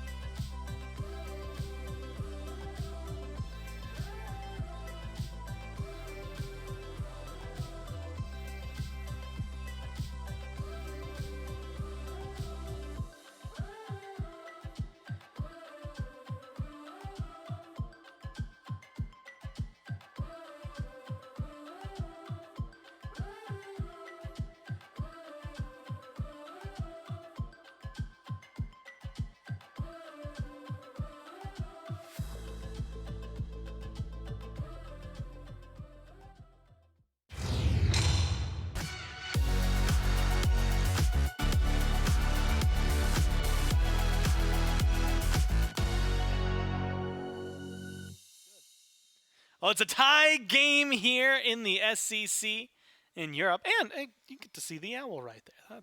We don't get the. It's not Get to see the off-scene. what? The owl. There's There's an owl on the I set, had no man. idea. Yeah. There he is. Look at him. I've been thinking about that the entire time. I'd be sitting over there. We'd casting. I'd kind of turn to look at the set during breaks, and I'd be like, "Man, the spider webs look cool." And I'd see the owl, and I'm like, "That guy's like real lonely." Oh, there's like a cat over there too. Yeah. The cat is that. How close is that one to behind me? Like right behind you. Like you're Behind the laptop. Oh, there he is. Look at the kitty cat. That's how you get That's some real Halloween hours. You know what was spooky for the Gladiators? That last game. Things just didn't. Wow, what a segue. What a segue! Ends up not going quite the way they would have liked. Really, really well played. Adapting, I think, opening the door. I'm having, honestly, trouble remembering anything prior to his 4-man dunk on the right-hand side that saves Nothing the happened. Bologna. And maybe that's why, right? It's just so much from that play forward was just in the hands of the Ravens, it feels like. They controlled objectives. It was constant aggression around buff invades as well. The Ravens really did, once they had the lead, sped up that game. Fire Giants went their way. Tough stuff. This is what happened beforehand, by the way. It was an early pick from Sotos. And then from there, I think maybe one more kill evens it up. Yep, one more kill for the Gilded Gladiators. Here's your 4-man dunk, and we never looked back. It was Highland Ravens all the way down from there on out. Just clean play. And if you were wondering what they got off that 4-man dunk, it was 2 kills, a tier 1 tower in mid, a pyromancer, a greater scorpion, 2 greater scorpions, Yep. and every bit of neutral farm between the right-hand blue buff and everything we had talked about previously. And I believe not shortly after, but the Fury and some towers on left as well. Just well played. And again, from that point forward, you're 3,000 gold up. I think it was 13 minutes in. And suddenly we're starting to have a conversation of, okay, well, that's a good lead. Turns out they could expand that even further, 5K. And then towards the end there, something absolutely gargantuan for him. Adapting 6-1 and 6. Part of the reason that you've seen the Ratatoskr banned so much has been adapting. I feel like it has just been nothing but winning games, I'm pretty sure, here for the Ravens when that pick has been locked in. I'll have to double check that one, but they have been Well, Ratatosk's been winning for solid. the most part in general. Yeah. Yeah, it's He's just just a been very doing well. successful pick. Most picked across the SCC right now. Is that true? In both regions, he has 19 games. Again, this is not including the days. And then the next highest was Ymir at 13. So Ymir needed 6 more to catch up to him. Granted, he hasn't been winning all of them. He's 7 and 19 in terms of wins, which is not great. Wow. But So I told a lie. you told a little bit of a fib. You did, but Dude, it sometimes we feels do a like little Rat's fib. winning. Maybe I'm conflating SPL stats. Don't look up the SPL stats. I- Don't fact check it. Just respect it. And you know what? I will. That's exactly how this one's Thank going you. to work. We're just going to respect it because we're ready for picks and bans. So we have to figure out whether or not the Gladiators are going to be able to deal with this Ratatoskr, and if they deal with it the old-fashioned way by just banning it. We saw that adjustment last time around, right? The Athena being problematic became the ban, was the choice for the Ravens. They're going to hold on to that one. Will the Gladiators go for a Ratatoskr? Will they let it through? That remains to be seen. Yeah, I think we'll get a good idea of whether or not, yeah, so that's what I was thinking. The Gladiators likely do ban Rat because they just want to get Maskill back onto the Mercury. Feels like Maskill's really, really strong on 3 picks. 3 picks come to mind when I think of Maskill. I think of, on occasion, the third one's a stretch, it's Hunbots. Otherwise, Susano and Mercury. Those are the picks that he generally leans towards. So Ratatoskr getting removed makes sense to me. It is unlikely that we see Maskill go towards things like the Thor, so first pick position, does he go to Mercury? He might. He very well might.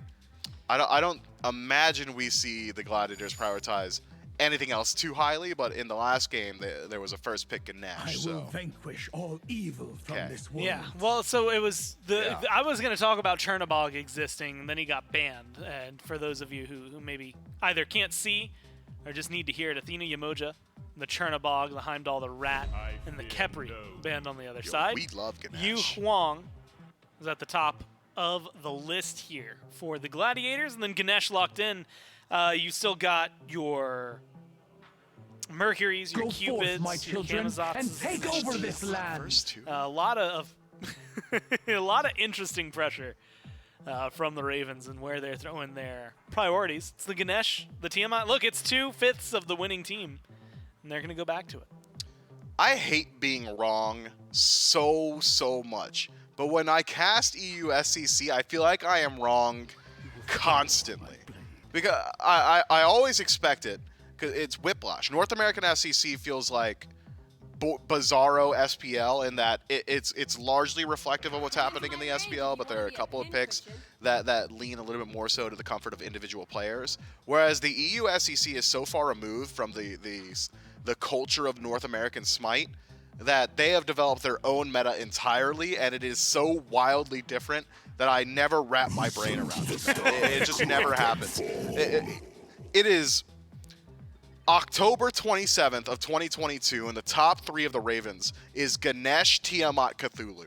Yeah. No one else is doing that. You know what I mean? It's so hard to lock down some of these picks and imagine how some of these metas start to develop or how some of these games start to develop, because it is so wildly different from 80% of the games that we normally watch. And like for reference, we're talking like Cupid, AMC, the Morrigan, like Vulcan. those all sound like familiar and like very easy go-to conversation. Like the Amazon Amuzin Cobb, how about the B is the one that catches me the one off guard the most, because it's like he's just good. Like that guy's crazy. I'm trying to think like what does Yu Huang give me that AMC doesn't, and it's I guess CC immunity and a single ability. But AMC gives Some me safety. mid-pressure, gives me rot shred, kill potential. He's pretty dang fast when those hives are down, too. It feels like, well, it just feels interesting that he's not around. Anyway, it's the Cthulhu locked in, Ho Yi, the Kali, the Hunbats band away, the Daji, the Raven band away here. We get a Wheelix Atlas. That feels a little more SPL-y just based on what we've been seeing, though. Yeah, Atlas, a much more consistent pick, has some synergy with a Wheelish now. Pick him up with that second ability, toss him a Wheelish, will pick him up and throw him even further, or pull them rather to herself. Yu Huang, even to a certain extent, has got that knock-up with a Dragonflight, that third ability, land when it's empowered. Very slight knock-up, but it's there nonetheless.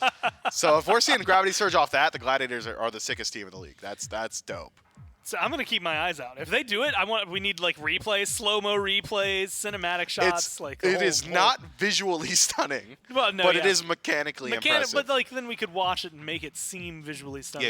Yeah. By talking about the mechanics, we'll see if it ends up happening here. Game number 3 between these two, the Ravens, Gladiators. Ravens undefeated, Gladiators 1-2 right now in the standings.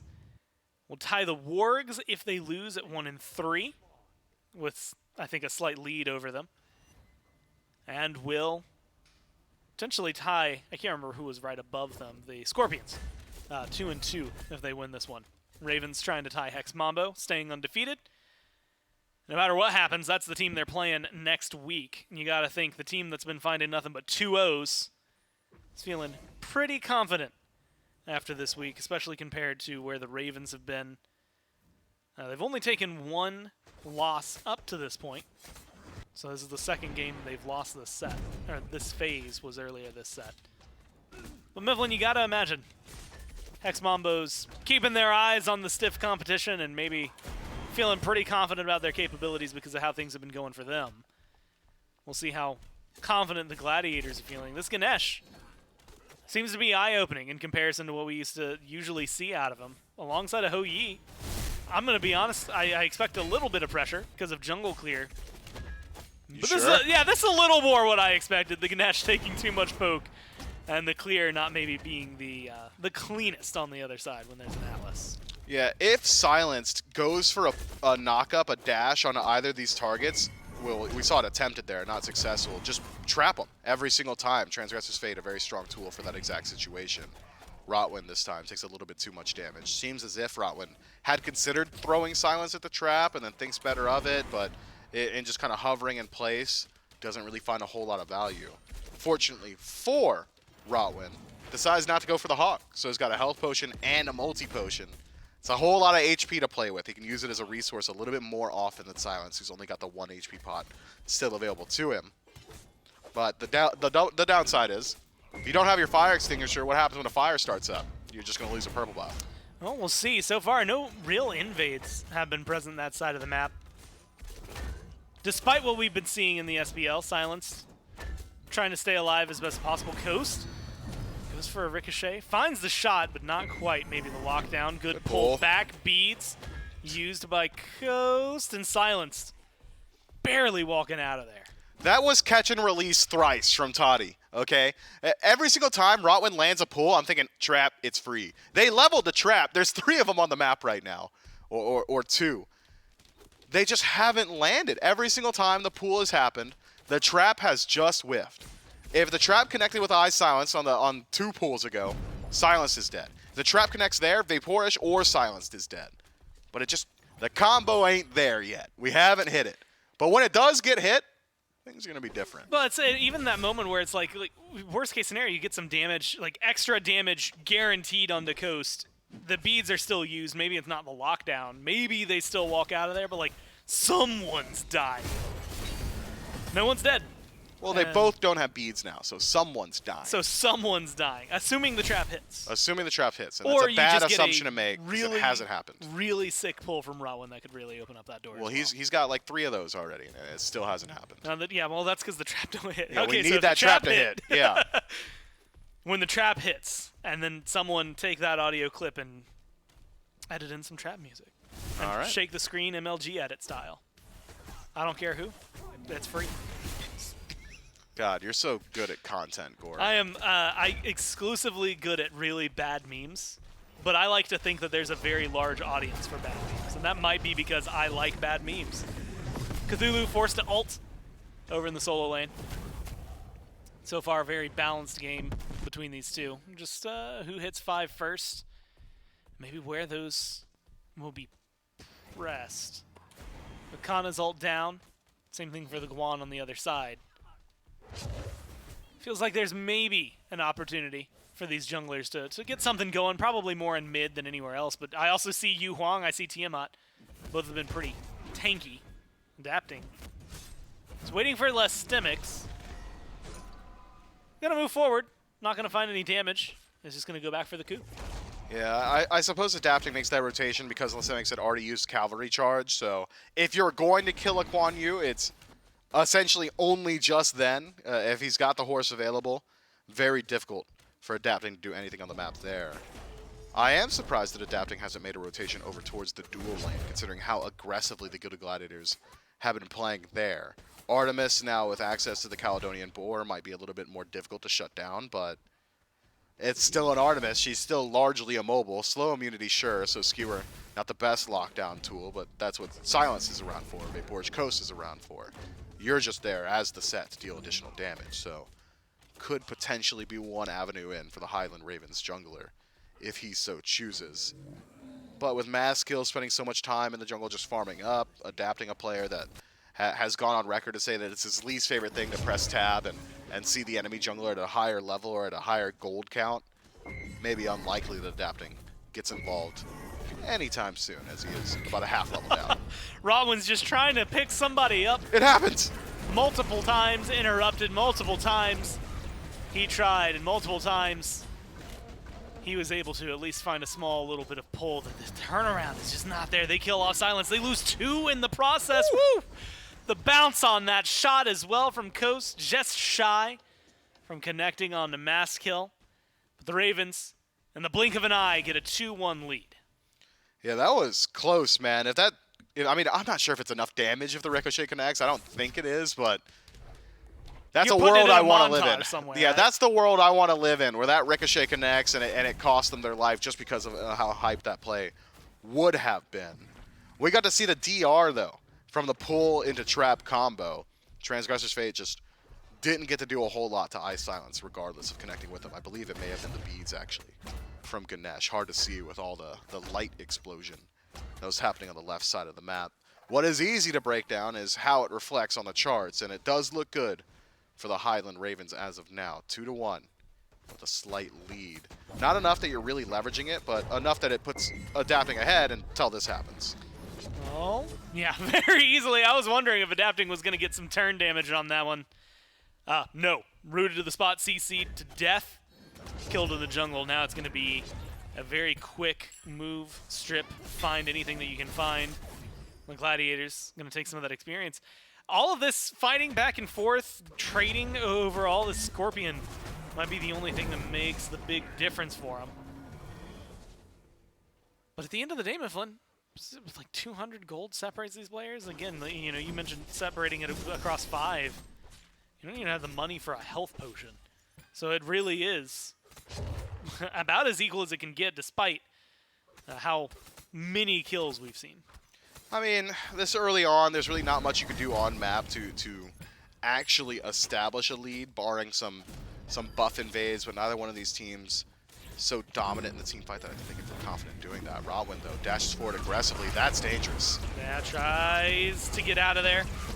There's only so much you can do when there's Dharmic Pillars and Suns dropped in the same place. Maybe don't just dash at them. Yeah, probably trying to save that to get out of there. Unfortunate for them. They go down. Gives a kill advantage over to the Ravens. Maybe some pressure that could happen over in the duo lane as well. But it doesn't seem like too much is going to come out of it.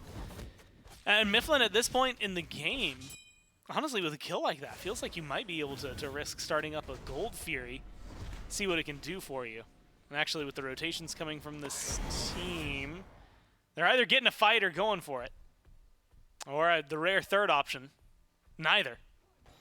They go back to lane. A little less rare in the EUSCC. Toddy stepping forward. Doesn't have a whole lot of mana. I don't think he realized Silence is nearby. Same can be said of Silence, just letting Vaporish Coast take the fight up against Maskill. Should just be dead here.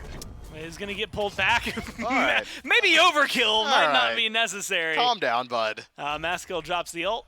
They make sure that Ho Yi stays down for good. Adapting over here, looking to try and secure the purple buff for his team. Not going to be able to find that. Minotaur comes out. Not going to be able to do too much for the squad. Instead, adapting pulled back. Maskill's not going to be able to find too much here. Neither is Rotwin. And instead, it's back to the Scepter. Just getting a little bit of neutral farm for yourself. Control the oracles as well. Good timing for the Gilded Gladiators to find that gank on the left side of the map. While there's something available, adapting wants to make them pay, connect some damage. Dharmic Pillar's good, but Rotwin with a peel. Yeah, no Suns to drop this one to get that extra burn. Adapting. Forced run away. Mass kill, good damage. Blink. Beads and teleport, I should say. Forced out there from adapting to make sure that he can get out of that fight safely. Using those spawn of sets to get out of there. Not a lot from the jungle. I mean, 1-1-1. By no means is it a bad game so far, but it's been kind of quiet so far from adapting in the early portions of this game. Mass kill 2-0-1 feels a lot more hands-on and a lot more proactive in the choices. Willish is just a faster-paced jungler, I think. Generally, the reason we see Set in mid is that Skewer just slams wave, and then you can start rotating to some of these team fights. Set doesn't exactly have as quick of jungle clear, like a Feather Step just clears a buff on its own. Yeah. And then you can hop on Suku, and you've got enhanced movement speed across the map. Wheelish doesn't need nearly as much items to find her full like damage burst as a Set does either. Will slow down now, though, as I jump into this point about how Wheelish is a much faster pick.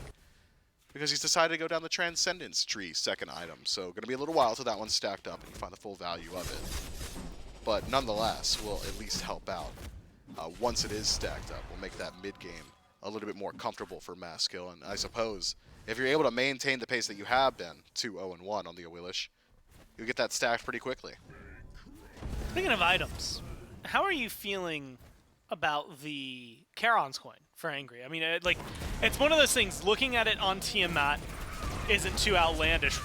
I was going to say hold that thought, but Toddy died before I could even think of the phrase.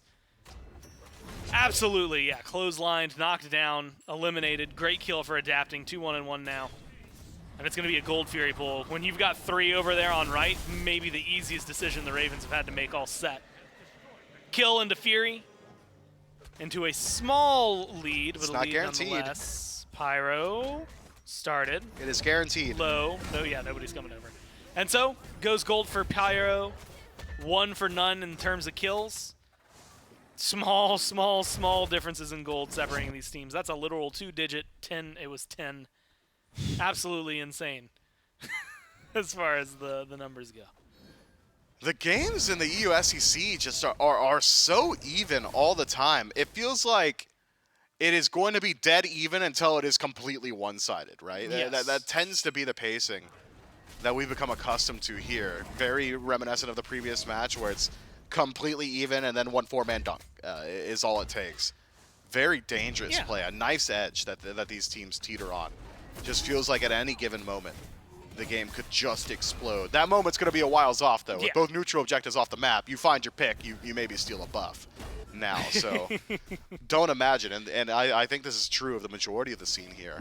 When there's not anything to be gained from a fight, there is no fight to be had. Yeah, well, half the time they don't fight when there is something to be gained over the fight. So it definitely makes sense that they wouldn't otherwise.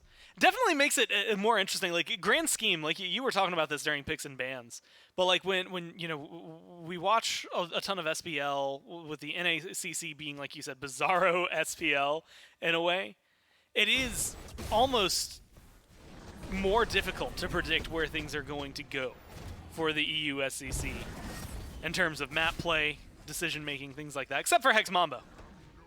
They play pretty much standard SMITE through and through. Right now, Ravens trying to match a little bit of that standard. Maskill uses the blink for disengage. Hops on Suku to run away. Was looking for a pick there on the Ravens. They tried on Sotos, they tried on Maskill. They only get the one relic stripped away. And with no Pyromancer, there's no need to overcommit to that one too heavily. Maskill took a surprising amount of damage there. And is sitting in the yellow, but not going to be too much danger nearby. Nobody from the Ravens really looking to get that aggressive outside of the jungle. Could catch out Rotwin. Good lockdown, but you're already surrounded on all sides. A TP in from Ostemics, though, might just swing this in their favor. Yeah, tries to set things up. There's going to be the cavalry charge looking for the stun. Finds it on the coast just after the Beats timeout. Maskill, credit for that kill. 1 to none on the other side. Ravens don't seem like they even have the option to fight right now. They're going to let the Hou-Yi die and call it flat where it's at. Try to figure out where they want to go next. Coast losing the beads is pretty important. Doesn't really have great ways to deal with an Awelish. That leap, very telegraphed. Can't really show her your back either, so if Maskill can close the gap on Coast respawn, might be able to keep him dead for a little bit longer. But as we said earlier, even with a fight going one way cleanly, thanks to that TP from Listemics, you take out Coast, but what do you get afterward? Let's hear one tower in the duo. It's not so bad, but it does open the door to very, very defensive play. A play that we won't see from Coast often, as he is one of the more aggressive ADCs in the SCC. But he could just freeze the wave at his tier 2, like AFK farm up there. Coast likes hanging out in the duo lane. Yeah. He did it all the last game. And he had a lead. And he had a lead. This time around, it's about even, maybe slightly behind, if that. Could just freeze. Is he going to do it? No. He wouldn't. Coast would never. Because, well, think about it this way. If he freezes the lane, that means he's not able to run at them. And That's maybe right. he wants to hold W. That might be the funniest joke I've said all day. Who on the Well, if anyone does, it's Coast. It's going to be Coast. That's definitely a good point. Looks for blood. Still had, man, if that ricochet earlier this game had connected, that would have been absolutely insane. I'd still be talking about it. I was going to say that. And we're still talking about it just on the off chance. Yeah. I mean, it was just the visual of it was very impressive. Still, nothing too crazy has come out of the Hou-Yi since then. 2-2-1. Nothing, again, insane about it. Pyromancer, Gold Fear, they're about to spawn back up, so I start to anticipate a little more pressure. Transcendent still not fully stacked there, but close to it for Maskill. Red buff secured by the Ravens. Maskill looks for blood, tries to find adapting with the beads, with the Aegis, and not enough to save his life. Phoenix Fire at the end, and that's all you need. Sotos kills off the jungler with a little bit of help. And I like lot of the play from adapting, though. The beads Aegis synced on each other is normally like one of the worst things you can do, right? But this time, doesn't want to get locked down by the Feather Step and would just die to the Feather Step, so needs to use both. Unfortunately for him, Soto's so close by. Able to pick that one up with the Dueling Dragons. Gold Fury pulled and dropped low. Angry, the exact same, but it's Rotwin taking more damage. Yeah, there's the Tornado chasing people down. Maskill isolated, surrounded by 3, and Coast. Credit for that one, Toddy. Rotwin low. If they leave, vacate the area, could be a pickup for the Ravens. They don't feel confident in their capabilities to tank it. They're going to let the Gold Fury, or the Oni Fury in this case, just hang out.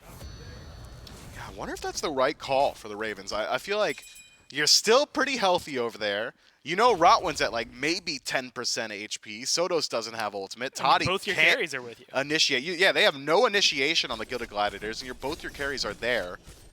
And Vaporish Coast, if he's not the one tanking, would have just resustained with Devourer's Gauntlets. I feel like that may have been a missed opportunity from the Highland Ravens. I would have liked to see them pull the Gold Fury and at least check and see how the Gladiators would have responded. If it starts to look bad, I think the disengage good enough. They could have fallen back and just picked up their own purple. Worth heat checking, to be sure. But at the end of the day, able to defend it, keep it even. Keep it as even as a Smite game could possibly be. And, you know, live to fight another day. Yeah. 18 minutes in. Both of the big, smaller neutral objectives available. And the one big one, the Fire Giant, still available. Honestly, with the ward coverage I just saw out of the Ravens, I thought we were getting baited where they dropped the Fury in favor of rushing FG at 18 minutes. But they didn't. Yeah, they rushed their own purple. They rushed over there, yeah, like you said. The purple, they got vision down on the right-hand side. But nothing crazy in terms of gameplay or shot calls. Still trying to make sure they maintain their undefeated streak as of now. It is game 3. You really don't want to fumble here. Generally, we do see teams at every level of play in this position at set count just say, all right, or match point, rather. We don't want to fumble. We're not going to leave it up to risk. Instead, go for the more guaranteed play. Gilded Gladiators reestablish the defensive positioning around the Gold Fury. A lot of vying for positioning here as Coast pulled in. Late beads immunes the damage from Gravity Surge, but still repositioned nonetheless.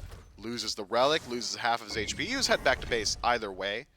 So the only difference is when he gets back from base, just won't have those beads. Finishes the Odibo.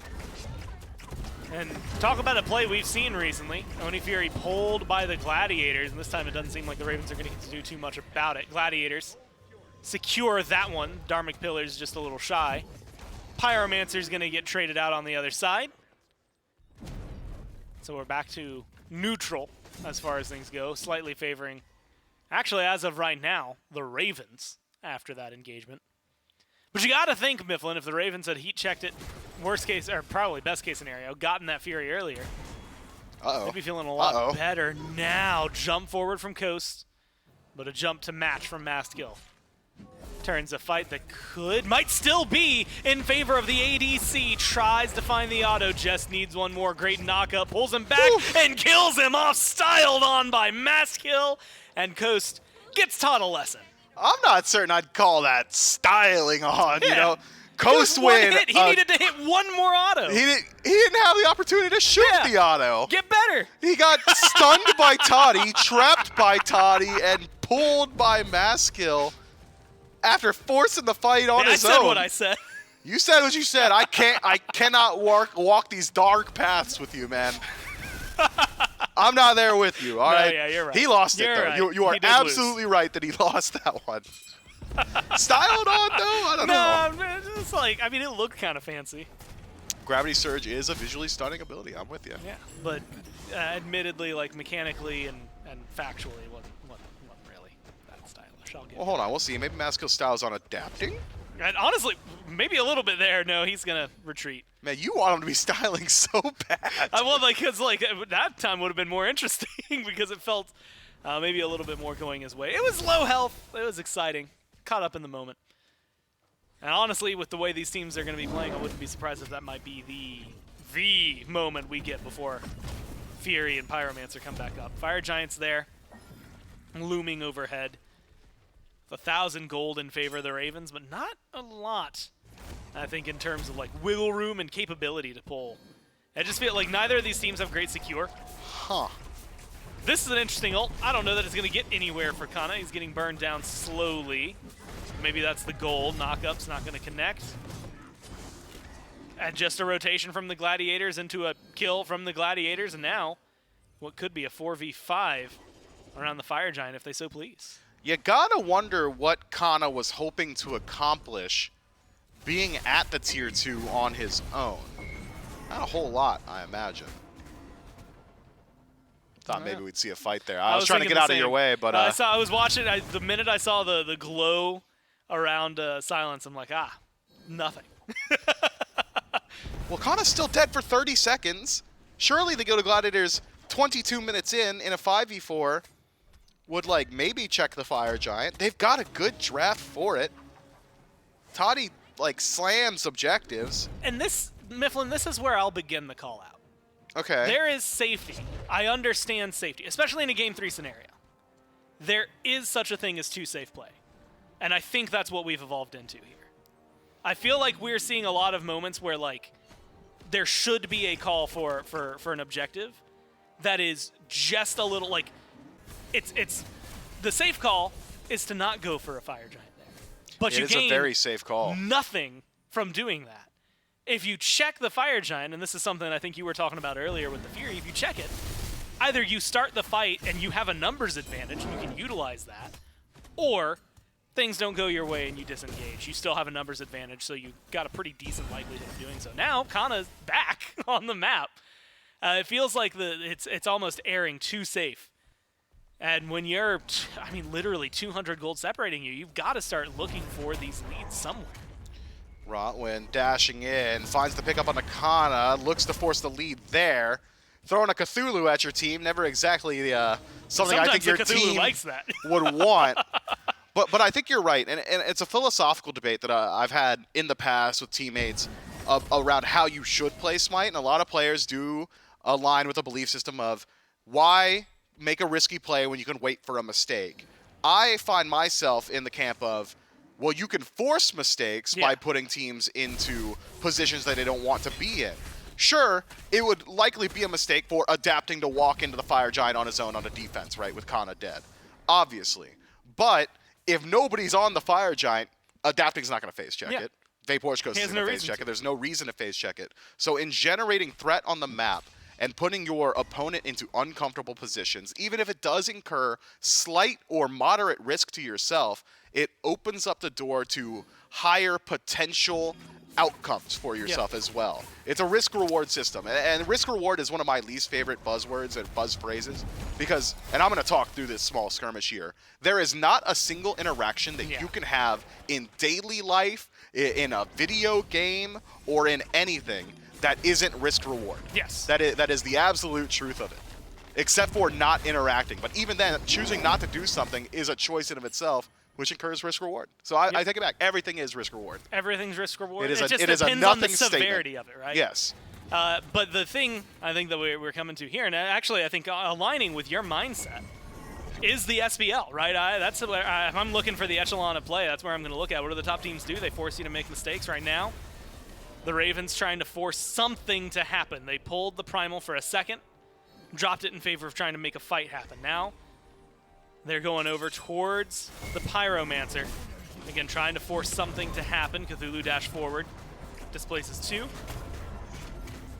And they're going to make sure that they stay out of there. Pyromancer not really being heavily DPS'd right now. I think the team's waiting for the go button. There it is. Pyromancer finally taken down. Engage from the Gladiators. Gets called off. Lestimix tried to go forward. That's going to be objective and go for the Ravens. So, the Ravens now have a slight movement speed boon when they walk out of their fountain. That's what Pyromancer does. Used to be a portal. Do you know that? Yeah, Portal Demon. I think I even that was the best objective in the game. Yes, hands down. You got Portal Demon, you got Fire Giant. Like, that's how it works. Hey, guys, how about you could just teleport right back to where you just were, but full health, and with another item. Instantly, by the way. That sounds really helpful. It's like TP to wards, but you can't stop me. Man, that's a good objective. It was busted. It was broken. Now, okay, if you were going to bring a Portal Demon back, where could you put it on the map that would make it not busted? Portal Demon to Like, and way it's over still there on it's the still little nubbin incredibly that's on the strong, but I left-hand think side. the only time I would want a Portal Demon, like I'd be willing to fight over it, like you have to have it strong enough that it's worth having it as a POI. Yeah. Maybe to your tier 1 mid tower, or like maybe Portal Demon goes to your closest tower to Fire Giant. Masked kill blinks right out of there. Is that one styled on? Maybe that one's a little That's bit of style. no, he's just living, dude. It was cool. It's survival. Who did he Yeah. style on there? Himself. No, Okay. yeah, he blinked forward and stayed out of the Suns. Now it's a Fire Giant started up by the Ravens. 27 minutes into this one. Half health already on the FG. Rotwin seems to be the one that's getting displaced with mass kill. Slowly making their way back. Dark McPillars get dropped. Fine damage onto 3. And they're burning slowly but surely through Rotwin's health bar. Finally, the kill comes through, and the Ravens keep moving forward. Double kill here for Angry, but they lose Kana in the process. 2-for-1 trade. Duo lane gone on the Gladiators. Should still be able to start up the FG if they wanted to. They're going to back reset. No Pyromancer buff this time. You were talking about leaving the base a little faster. They don't have it. But the Gladiators not in a position to try and take the Fire Giant away from them. Should be a nice reset for the Ravens to come back and get it. Should be able. It takes about 10 seconds to walk from Fountain to Fire Giant, so we're about 30 seconds from Rotwin getting involved in a fight there. The Highland Ravens reset, and maintaining both Adapting and Vaporish Coast have got the DPS to actually deal with the Giant. Initiation still there for the Gilded Gladiators. Listimics could just try and go in and create some time for his team. Cavalry charge, very good in situations like this. But if that's the play you decide to make, you need to get in there before it's in coin toss range. Fire Giant burning very fast. Systemics takes damage himself. Coast and Angry off the objective. Mass kill hovering nearby. Might look for steal over the wall. It's a risky play. They are going for the steal, it would seem. Yeah, Masked Kill's been hanging Reset. over there. Reset on the Fire Giant.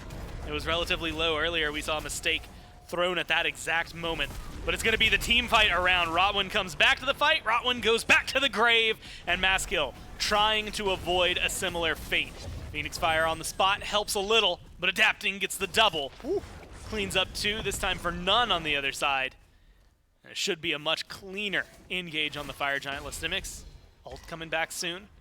Might be an opportunity for a steal. Toddy and Sotos, no ultimate available. Toddy back to base. Fire Giant 50%. And the Gilded Gladiators will let this one go. Just curious pacing to the defense from the Gilded Gladiators. Is Listimics trying to slow down the Fire Giant? If yes, why are you just hovering nearby? There's no way they're holding that for 40 seconds to make it enhanced, are they? Sotos walks in. Hey, it's only 40 seconds. What's 40 seconds, Gore? Now it's 30. It can be a lot. Yeah, you're right. 30. Silas, Adapting's why almost they're dead. taking it the whole time, I don't understand. Well, because if they reset it, it heals. Well, either take it or don't. Well, they're waiting for the enhanced fire, Gore. But if you're waiting, that's what I'm saying. Why tank it for 40 extra seconds to get it enhanced when you can leash it, pick it up at like 45, and then just kill it right as it ticks over? Because it was real low already. You don't want to re-dig a hole you already dug. What, are you going to put the dirt back in there and then start digging again, Gore? They got the Fire Giant, not enhanced. Well, yeah, they almost lost it and died. Yes, because they tried to hold it for... I don't know what that play was. But they got it. That's all that matters. They had lost that Fire Giant, I would have blown a gasket. I would have got insane. Instead, the Ravens... Now 3,000 gold up, maybe the first substantial lead this game. In fact, the only lead this game that has mattered, man. Good Lord. Well, 30 minutes in, is 3,000 gold a lead? That's 1,000 every 10 minutes, baby. That's, Wow. If that was like dollar amounts Wait. and you were making it, No, you'd you're feel right. real good about it. Yeah. If it's SMITE and it's 1,000 every 10 minutes, except it wasn't. It was 3,000 at once. Doesn't make as big a difference, but they're going to expand that. That's the glory of Fire Giant. It's kind of a guarantee for some more gold on the map here when you have even a small lead or when you're winning fights the way the Ravens have. So they're going to be able to knock down at least the tier 2 and left. Toddy's stuck. Taking a little bit of time to get over here for Adapting. That's going to be a decent defense already. Immediate damage onto Maskill, half health. The Ravens trying to figure out their way into this again. It's not enhanced, so the backdoor protection still matter. A lot of damage onto Coast in the back. We still ticking, still alive. Whoa. Meanwhile, Adapting was looking for a lot, but pays for it. Going a little too deep too soon. The team trying to turn it around. Rotwin, whoa. Lastemics, Sodos. A lot that could have gone wrong there for the Gladiators, but instead it's just the Phoenix. Has he got it? Nope. Angry's not going to be able to channel that at teleport. Super early on to the Phoenix. Can't even be DPS because the tier 2's hanging out over there.